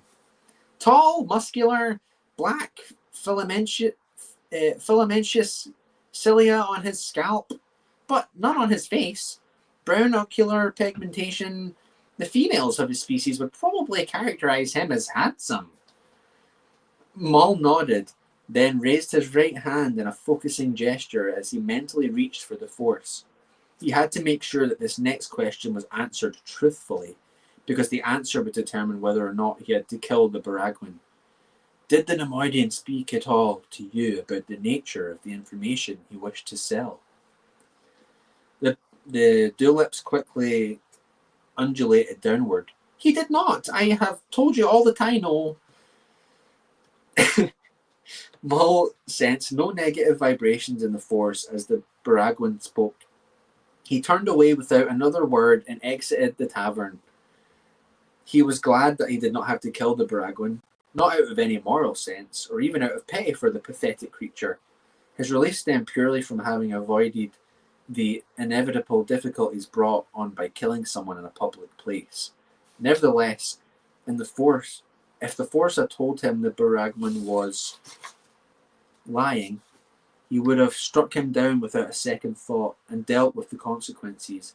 Darth Sidious had told him to kill everyone with whom Half Monchar had shared knowledge of the blockade, and Maul would follow his master's commands as always.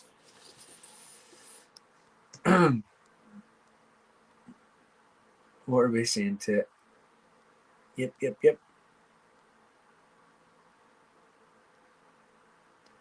Agreed, Calcite.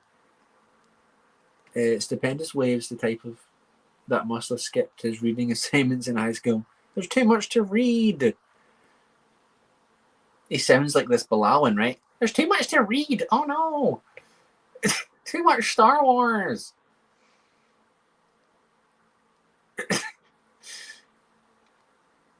Darth Maul. Are you sure? Yeah, I wouldn't want him asking me that. I'd be struck down in a second. Right, let's see. He strode along the outdoor concourse, pondering his next move. Though the walkway was crowded, his passage was not impeded, as most of the pedestrians gave him a wide berth, which was as it should be. Darth Maul had nothing but contempt for the masses. Of all the uncounted trillions of sentient beings that populated the galaxy, only one was deserving of respect: Darth Sidious. The only man who dared to dream of conquering not just a world or a star system, but an entire galaxy. The man who had taken the young Maul from a backwater planet and raised him to be his successor. He owed Darth Sidious everything. It had not been an easy path that he had been set upon. To be a truly superior being, apart from and above the senseless herd, required absolute devotion and dedication. He had had to learn self-sufficiency, both in body and in mind, almost from the time he had learned to walk. His master would accept nothing less than the absolute best that Maul could offer. When he was younger, if he had flinched during his training when the edge of a weapon found his flesh, or when an incorrect block of defensive maneuver resulted in a cracked bone, his punishments had always been swift and inevitable. Yeah, and that's explained more in Plagueis. He had soon, and I'm pretty sure the Plagueis was the same with Sidious. He had soon learned to think of pain as his teacher. From fearing it, he had actually come to welcome it, because he knew it would test his willpower and his courage. It would make him stronger. Sounds a bit like the Yuzang Vong. To be content, to be comfortable, was to be complacent. No one learned anything from pleasure. Pain, on the other hand, was a most efficient instructor. He returned to the problem at hand. Perhaps tracking down the human Lorn Pavan would lead him in turn to his primary target. In all probability, the Corellian would have to be killed as well. In all probability, I already read that. The longer the Nemoidian was alive, the more likely his information would be disseminated. Still, Maul was not worried. If he had to wipe out this entire city sector in order to contain the news about the blockade, he would do it without a qualm. Lives, even hundreds of lives, did not matter. Yes, on to chapter 7, folks. Nice one. I don't want to keep going on just because, well, I do want to, but oh, dude, it's such a short chapter. Do we just do it? There's literally like 3 pages. Did we just bite the bullet and do chapter 7? Let me know in chat. Let me know in chat if we just do it. That would bring us up to an even number, right? Chapter 8. There's like 3 pages. We have to. Alright, Seth. Seth says we should do it. Take a little refresher break. And we'll do it. And then I'll get out of your hair. Where's a clip we've not played yet?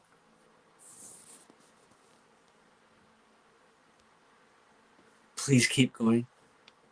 Surely you guys have got better things to do with your Saturday evening.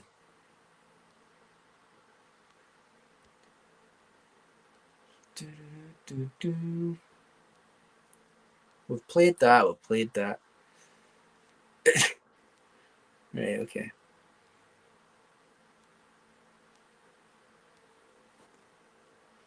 Oh, I think we've had it, folks. I think we've had it.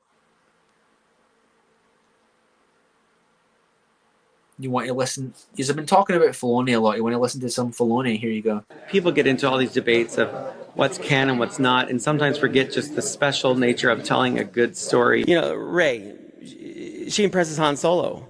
He's like the guy's guy, impresses him, impresses everybody in the audience. She goes up with Kylo Ren, she punks him right away. Like he's supposed to be this great guy, wiped out all these people. I don't know. She took that lightsaber and was like, I'm going to take you out. And she did. and I'm all for it. And she looks strong. Leslie Headland, and she's a massive fan and I've talked to, and I enjoyed talking with her, and her teaser was phenomenal. I mean, how can you not be excited about Acolyte? Tony Gilroy did a version of the Empire that's it's like the most THX awesome evil thing I've ever seen. And so I love all that, and that's inspiring. We inspire each other. It's a big collective effort at Lucasfilm, and I think it's all building in a great direction. So it's not just one thing we're doing, but there's so much out there. Like our friend Deb Chow went and made Obi-Wan. How awesome was that? Yes. And I get to watch those shows. They're just super cool. So there's no one dimension of this that's just better than the other. It's just all great, and we love it.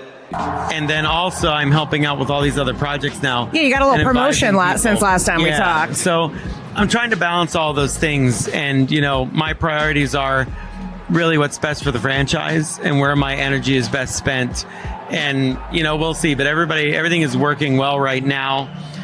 So I'm really excited about what I'm seeing, excited about Andor Season 2 coming out, the beautiful talent. Oh, I've seen it. It's fantastic. We have, it's fantastic. So that's inspirational. I still take so much inspiration from all these things. Just because I work there doesn't mean I'm not like, wow, that's incredible. I marvel at what everybody else is accomplishing, and I feed off of that, and I use it to challenge myself. So we'll see. Kathy and I talk all the time, and she and I are figuring out what should go and what goes next and what makes the most sense. And I love working with her. She's a great collaborator.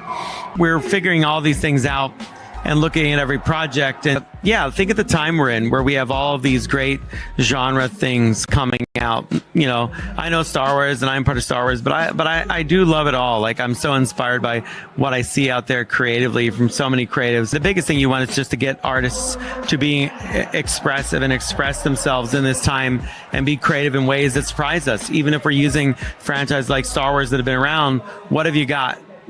People, I think, get worried. They think they're going to talk to me and I'm going to have some Star Wars rule book. And I know a lot of things about how things have been done, but I'm always curious but always in motion in the future. What have you got? What do you want to do? You want to do Mandalorians that don't take their helmet off? Okay, let's talk about that. And how can we make that a story point? Let's not just say no to things. Let's make it a valuable part of our story. And why? Why is that important? And, I just love, it's a privilege to work with all these people. That's why you're the best. Thank you so much. I do what I can. I don't get into this debate of what's better than what. I don't care. I like it all. I like all the people in it, and I like all the fans. That's just how I feel. I like it all. I like it all. I like it all. I like it all. I like it all. Lucas Garrison says, What? But the Civil War.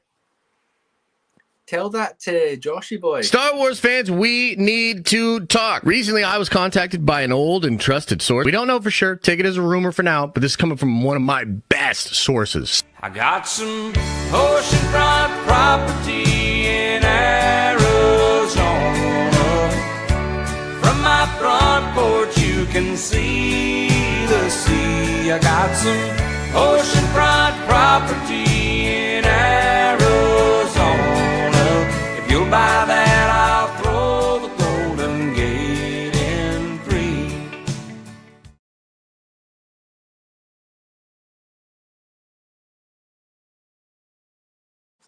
That was some his name just went from my head now. George Strait, right? For Gabriel Knight. We're all about continuity here in the Scran channel. Right. There's only a few pages in chapter 7, so let's blast through it and get it done. Oh, and sorry to put you guys through that, the Filoni the Filoni stuff. I know it's hard to listen to. The dude's in charge of the most amazing franchise in the world. It's crazy. The first blow came from behind. Oh, we're back with Darsha. The first blow came from behind, half-stunned Darsha, and it half-stunned Darsha, causing her to drop to her knees. A booted foot impacted against her side, driving her breath from her. Half blinded by pain, Darsha reached for the force as the raptors closed in, felt its power enfold her, cloak her like an invisible shield. She stood, thrusting out one arm in a warding gesture, and felt the reverberating ripples flowing outward, hurling back her surprised attackers. For a brief moment, she stood clear of them, and she used that moment to draw and activate her lightsaber. The yellow energy blade boiled out from the hilt's projector, extending to its full blade. "She's a Jedi," one of the raptors, a Trandoshan, shouted. "She's a Jedi!" "Oh, that's not a Trandoshan, that's a Toydarian, you fake fan." "She's a Jedi!" She seemed surprised, but not particularly awed or impressed. "She's still dead meat," Greenhair said, but none of his gang seemed particularly anxious to be the first within reach of the lightsaber. "You should have listened to me," Darsha said as she moved slowly until her back was against the Skyhopper. "I don't want to hurt any of you. Walk away now, while you can." She saw Greenhair and the Trandoshan exchange a glance, just a flicker of eye movement. It was enough to warn her, however, and even if it had not been, she had already sensed the disturbance in the force coming from behind her.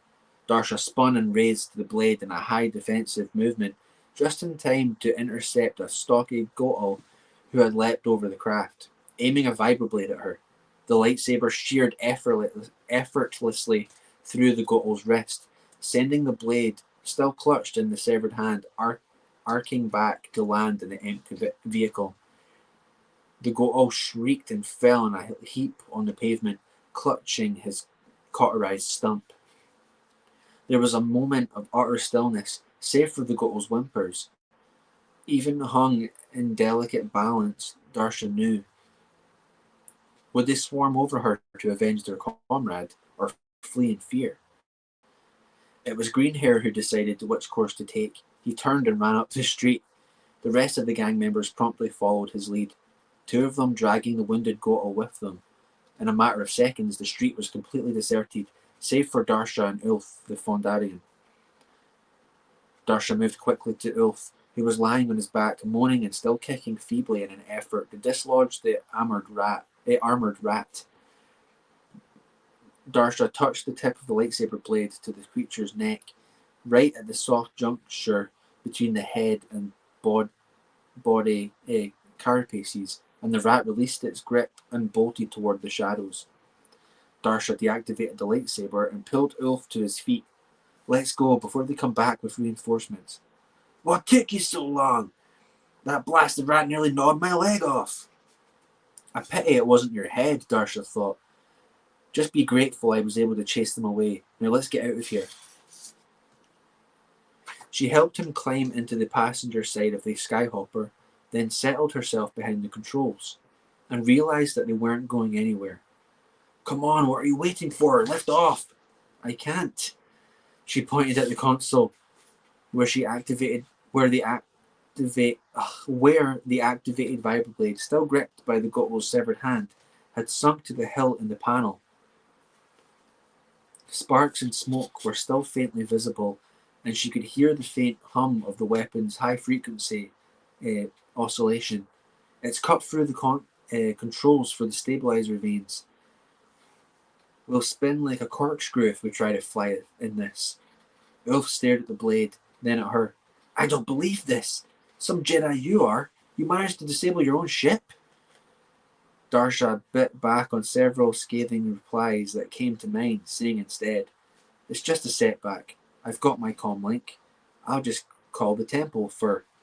She left the sentence unfinished, for as she was speaking, she was reaching into her tunic for her comm link. The moment her fingers touched it, she realized it was unusable as well. The plate-like casing was shattered, no doubt by that kick she had received from one of the raptors. It had probably protected her from a broken rib, although, all things considered, at this point she would rather have had the injury.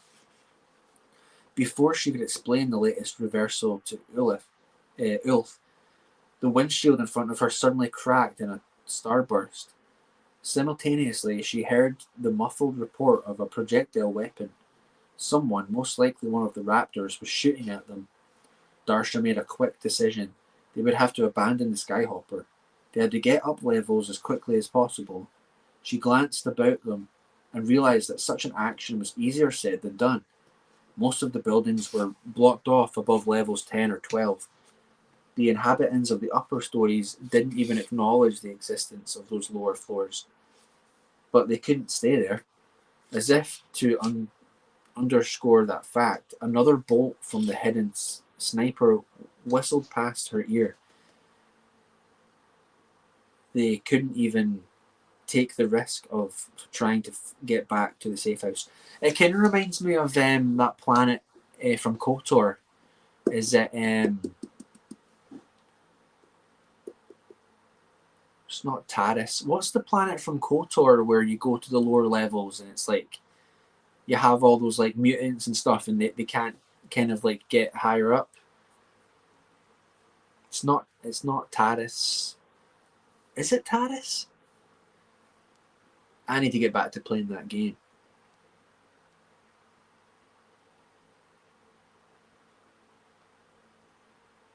Yeah, I noticed she had a yellow lightsaber too. It's pretty cool. For prequel era, yeah.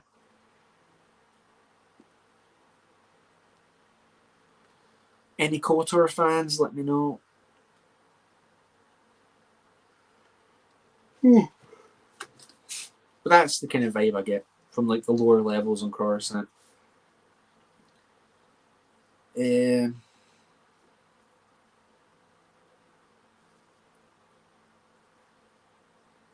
But they couldn't stay here.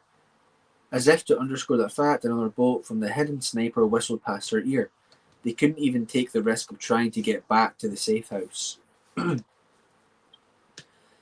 last light of day was fading fast. Soon it would be full night. Darsha stood up. Out of the ship, fast! She jumped to the pavement, pulling her ascension gun from her utility belt. She fired the grappling hook straight up at maximum length, hoping to strike a ledge or protection above the fog layer. Another blast struck the windshield. Ulf screeched in fear and leapt out of the Skyhopper. What are you doing? We have to get out of here. That's exactly what we're doing, Darsha said as she felt the vibration down the length of the cable, which meant the hook had found purchase. Hang on to me. She grabbed the Fondorian around his waist and thumbed the winding mechanism. She totally Batmaned him out of there. It was awesome. Where do you get these wonderful toys? I have 294 hours total on KOTOR based on my Steam library. Well, you can name the planet. Name the system. The liquid cable reservoir was good for a maximum of 200 meters, and the tensile strength of the monofilament line would easily support them both. Darsha knew that they could make it up to the first traffic skyline. Around level 20, they could find an air taxi and get back to the temple, or at least find a working comm station from which to call for help. Another bolt caromed off the wall directly beneath them as they rose quickly up past first level, then the second, then the third. Darsha's arm felt like it was being pulled from its socket. She looked up and estimated that the fog was hovering at around level 10. Once they were enveloped, they would be safe enough from the sniper. A massive shadow flitted past her, followed by several more. In the dimming light, she wasn't sure what they were at first. Then she saw one clearly, and recognition sent a chill of fear through her. Hawk bats. That's the name of... No, it's the Ebon Hawk I'm thinking of. Hawk bats. Star Wars 1998 comics were basically that. Lightsabers from every colour, like yellow, orange, pink, red, and even purple, before Samuel L. Jackson had invented that colour and showed to George. I mean, George read the comics, right? So He probably liked it because Samuel Jackson wanted a black lightsaber, and he was like, "Nah." Love those little flying guys. I thought it was going to be some Minox, but no. Oh well.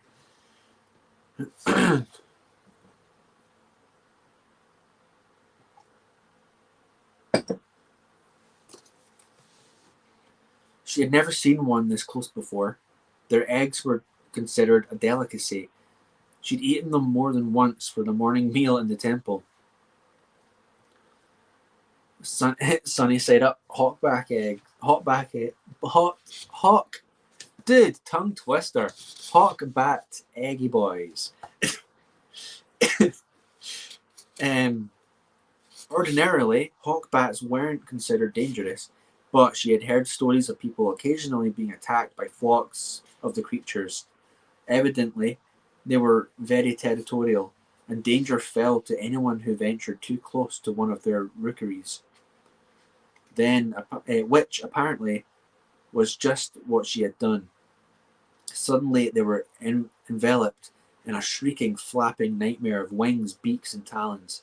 Distracted, Darsha buried her head in her shoulder as best she could to protect her eyes.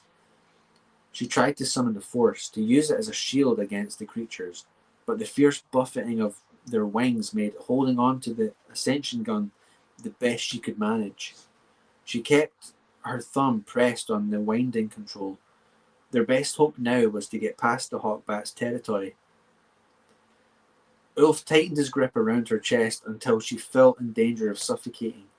He shouted with pain and fear as the winged furries strafed the two of them. The claws on the edges of their leathery wings tore at Darsha's clothes. Her vision was full of beaks and angry ruby eyes. Ulf screamed again, louder this time. She glanced down and saw that one of the hawk bats had landed on his shoulder and was savagely pecking at his face. The beak scored his cheek, drawing a line of dark blood across his skin. Darsha felt his grip lessen. She saw another hawkbat clinging to Ulf's arm, stabbing at his hand with its beak. "Hang on," she shouted. "We're almost through this." Ulf cried out again, louder than all his previous cries. Darsha looked down at him, saw that one of the hawkbats had hooked its cruel beak into his right eye. Mad with pain, the Fondorian let go of her, raising both hands to push away his winged tormentor. "No!" Darsha shouted, trying to hang on to him with her free hand. But his weight was too much. His shirt tore, leaving a swatch of it in her grip as he dropped with a trailing cry down into the darkness. Dude, that was like her only job to get him back alive. The Hawk Batman. That's what Darsha is with that grappling hook, right? I am vengeance. I am the knight. I am the Hawk Batman. That's funny.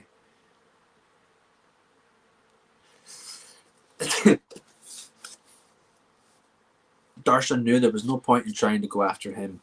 Even if there was any way it could be accomplished, she was 7 or 8 levels up now, and the fall had undoubtedly been fatal. A moment later, she entered the fog level, but the hawkbats showed no sign of lessening their attack. Already her skin was cut and torn in a score of wounds. At this rate, she wouldn't survive to reach the upper levels. Only one course of action promised even a faint hope of survival. Each level that slipped by her had a line of dark windows. Darsha released the winding control and drew her lightsaber. As her ascent slowed and then stopped, she swung the energy blade, melting a large hole through the transparent steel of the window next to her. She got a foot on the ledge beneath it and tumbled through. Wow, that's pretty cool. Releasing the ascension gun as she fell forward into darkness. She turned the fall into a shoulder roll, holding the lightsaber away from her as she had been taught to avoid self-inflicting injury. She came to her feet, the weapon held ready to defend herself against the hawkbats, but apparently there was no need. None of them pursued her into the building. Slowly, Darsha abandoned her fighting stance. She looked around, trying to take stock of her surroundings. It was fully dark outside now. The broken window was merely a patch of lesser darkness. The lightsaber's coherent light beam didn't vouchsafe much in any way of illumination. Darsha listened, both with her ears and with the Force. No sound, and no sense of danger. For the moment, she seemed to be safe. Of course, that depended on one's definition of safe. She was trapped in the abandoned lower levels of a building in the infamous Crimson Corridor. She had no comlink and no transportation. Worse still, she had failed in her mission. The man she had been sent to save nearly dead in the street far below. If it was safe, Darsha thought grimly, maybe she ought to consider another line of work, assuming she made it back alive. Dude. I was not expecting that. So, we're on to chapter 8 of Shadowhunter. I'm glad we did this. We got some good progress through the book today.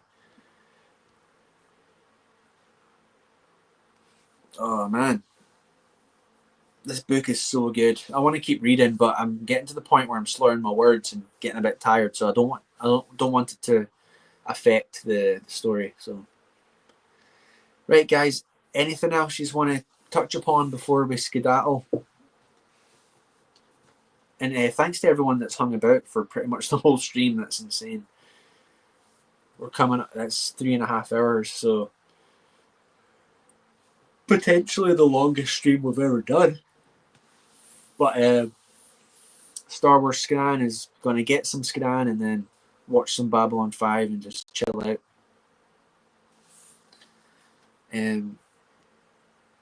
So yeah, let me know.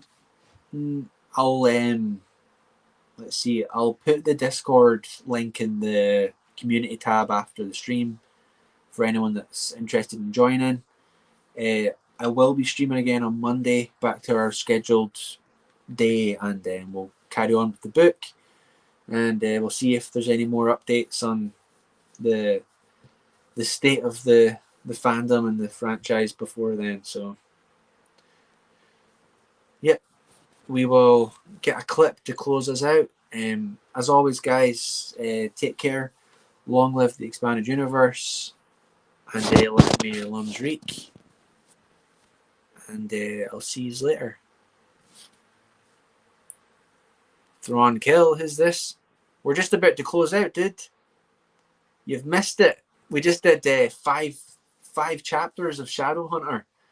Come back on Monday and you can carry on with us, dude. Right?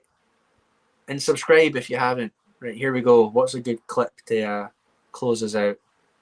Oh, here we go. Scran's getting to him from Scotland. He's he's Scran, playing the there you go. bagpipes. They're hearing bagpipes in their heads non-stop.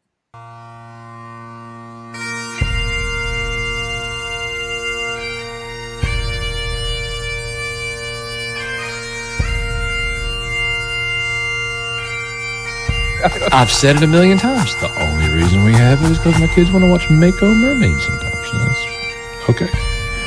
Coach, why did you watch the show using Disney Plus? Put your money where your mouth is. Bro, my kids want Disney to watch the crap they watch. So there's my money where my mouth is. If you don't like it, bounce. You can freaking bounce. I've done more against Disney and what they've done to Star Wars than you could dream of.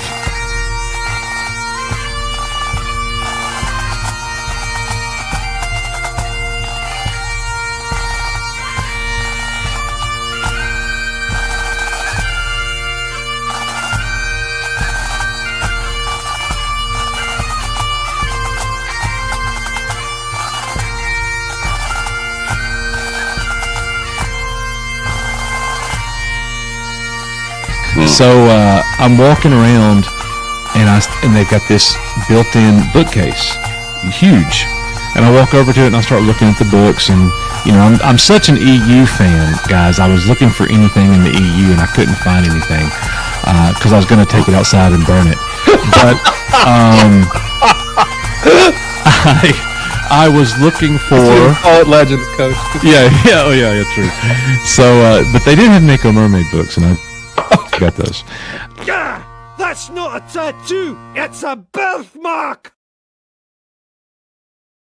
Aha! Not even Xena is a match for the limited edition double-edged lightsaber from Star Wars Episode 1, The Phantom Menace. You removed it from its original packaging. No! It's no longer a collectible! Oh! What a nerd. I bet my Wookiees. Right, just before we close out, guys, I'm a bit sad that OG Star Wars didn't make it into the stream today, and Calf Chat was awesome on Thursday, and unfortunately, Jacob joined the chat from Lightspeed and decided to be condescending and all that stuff, and obviously he's been spreading fake news about the JKA, so we're going to play OG's clip because it's a staple for the channel. It's the best clip we have. Here we go.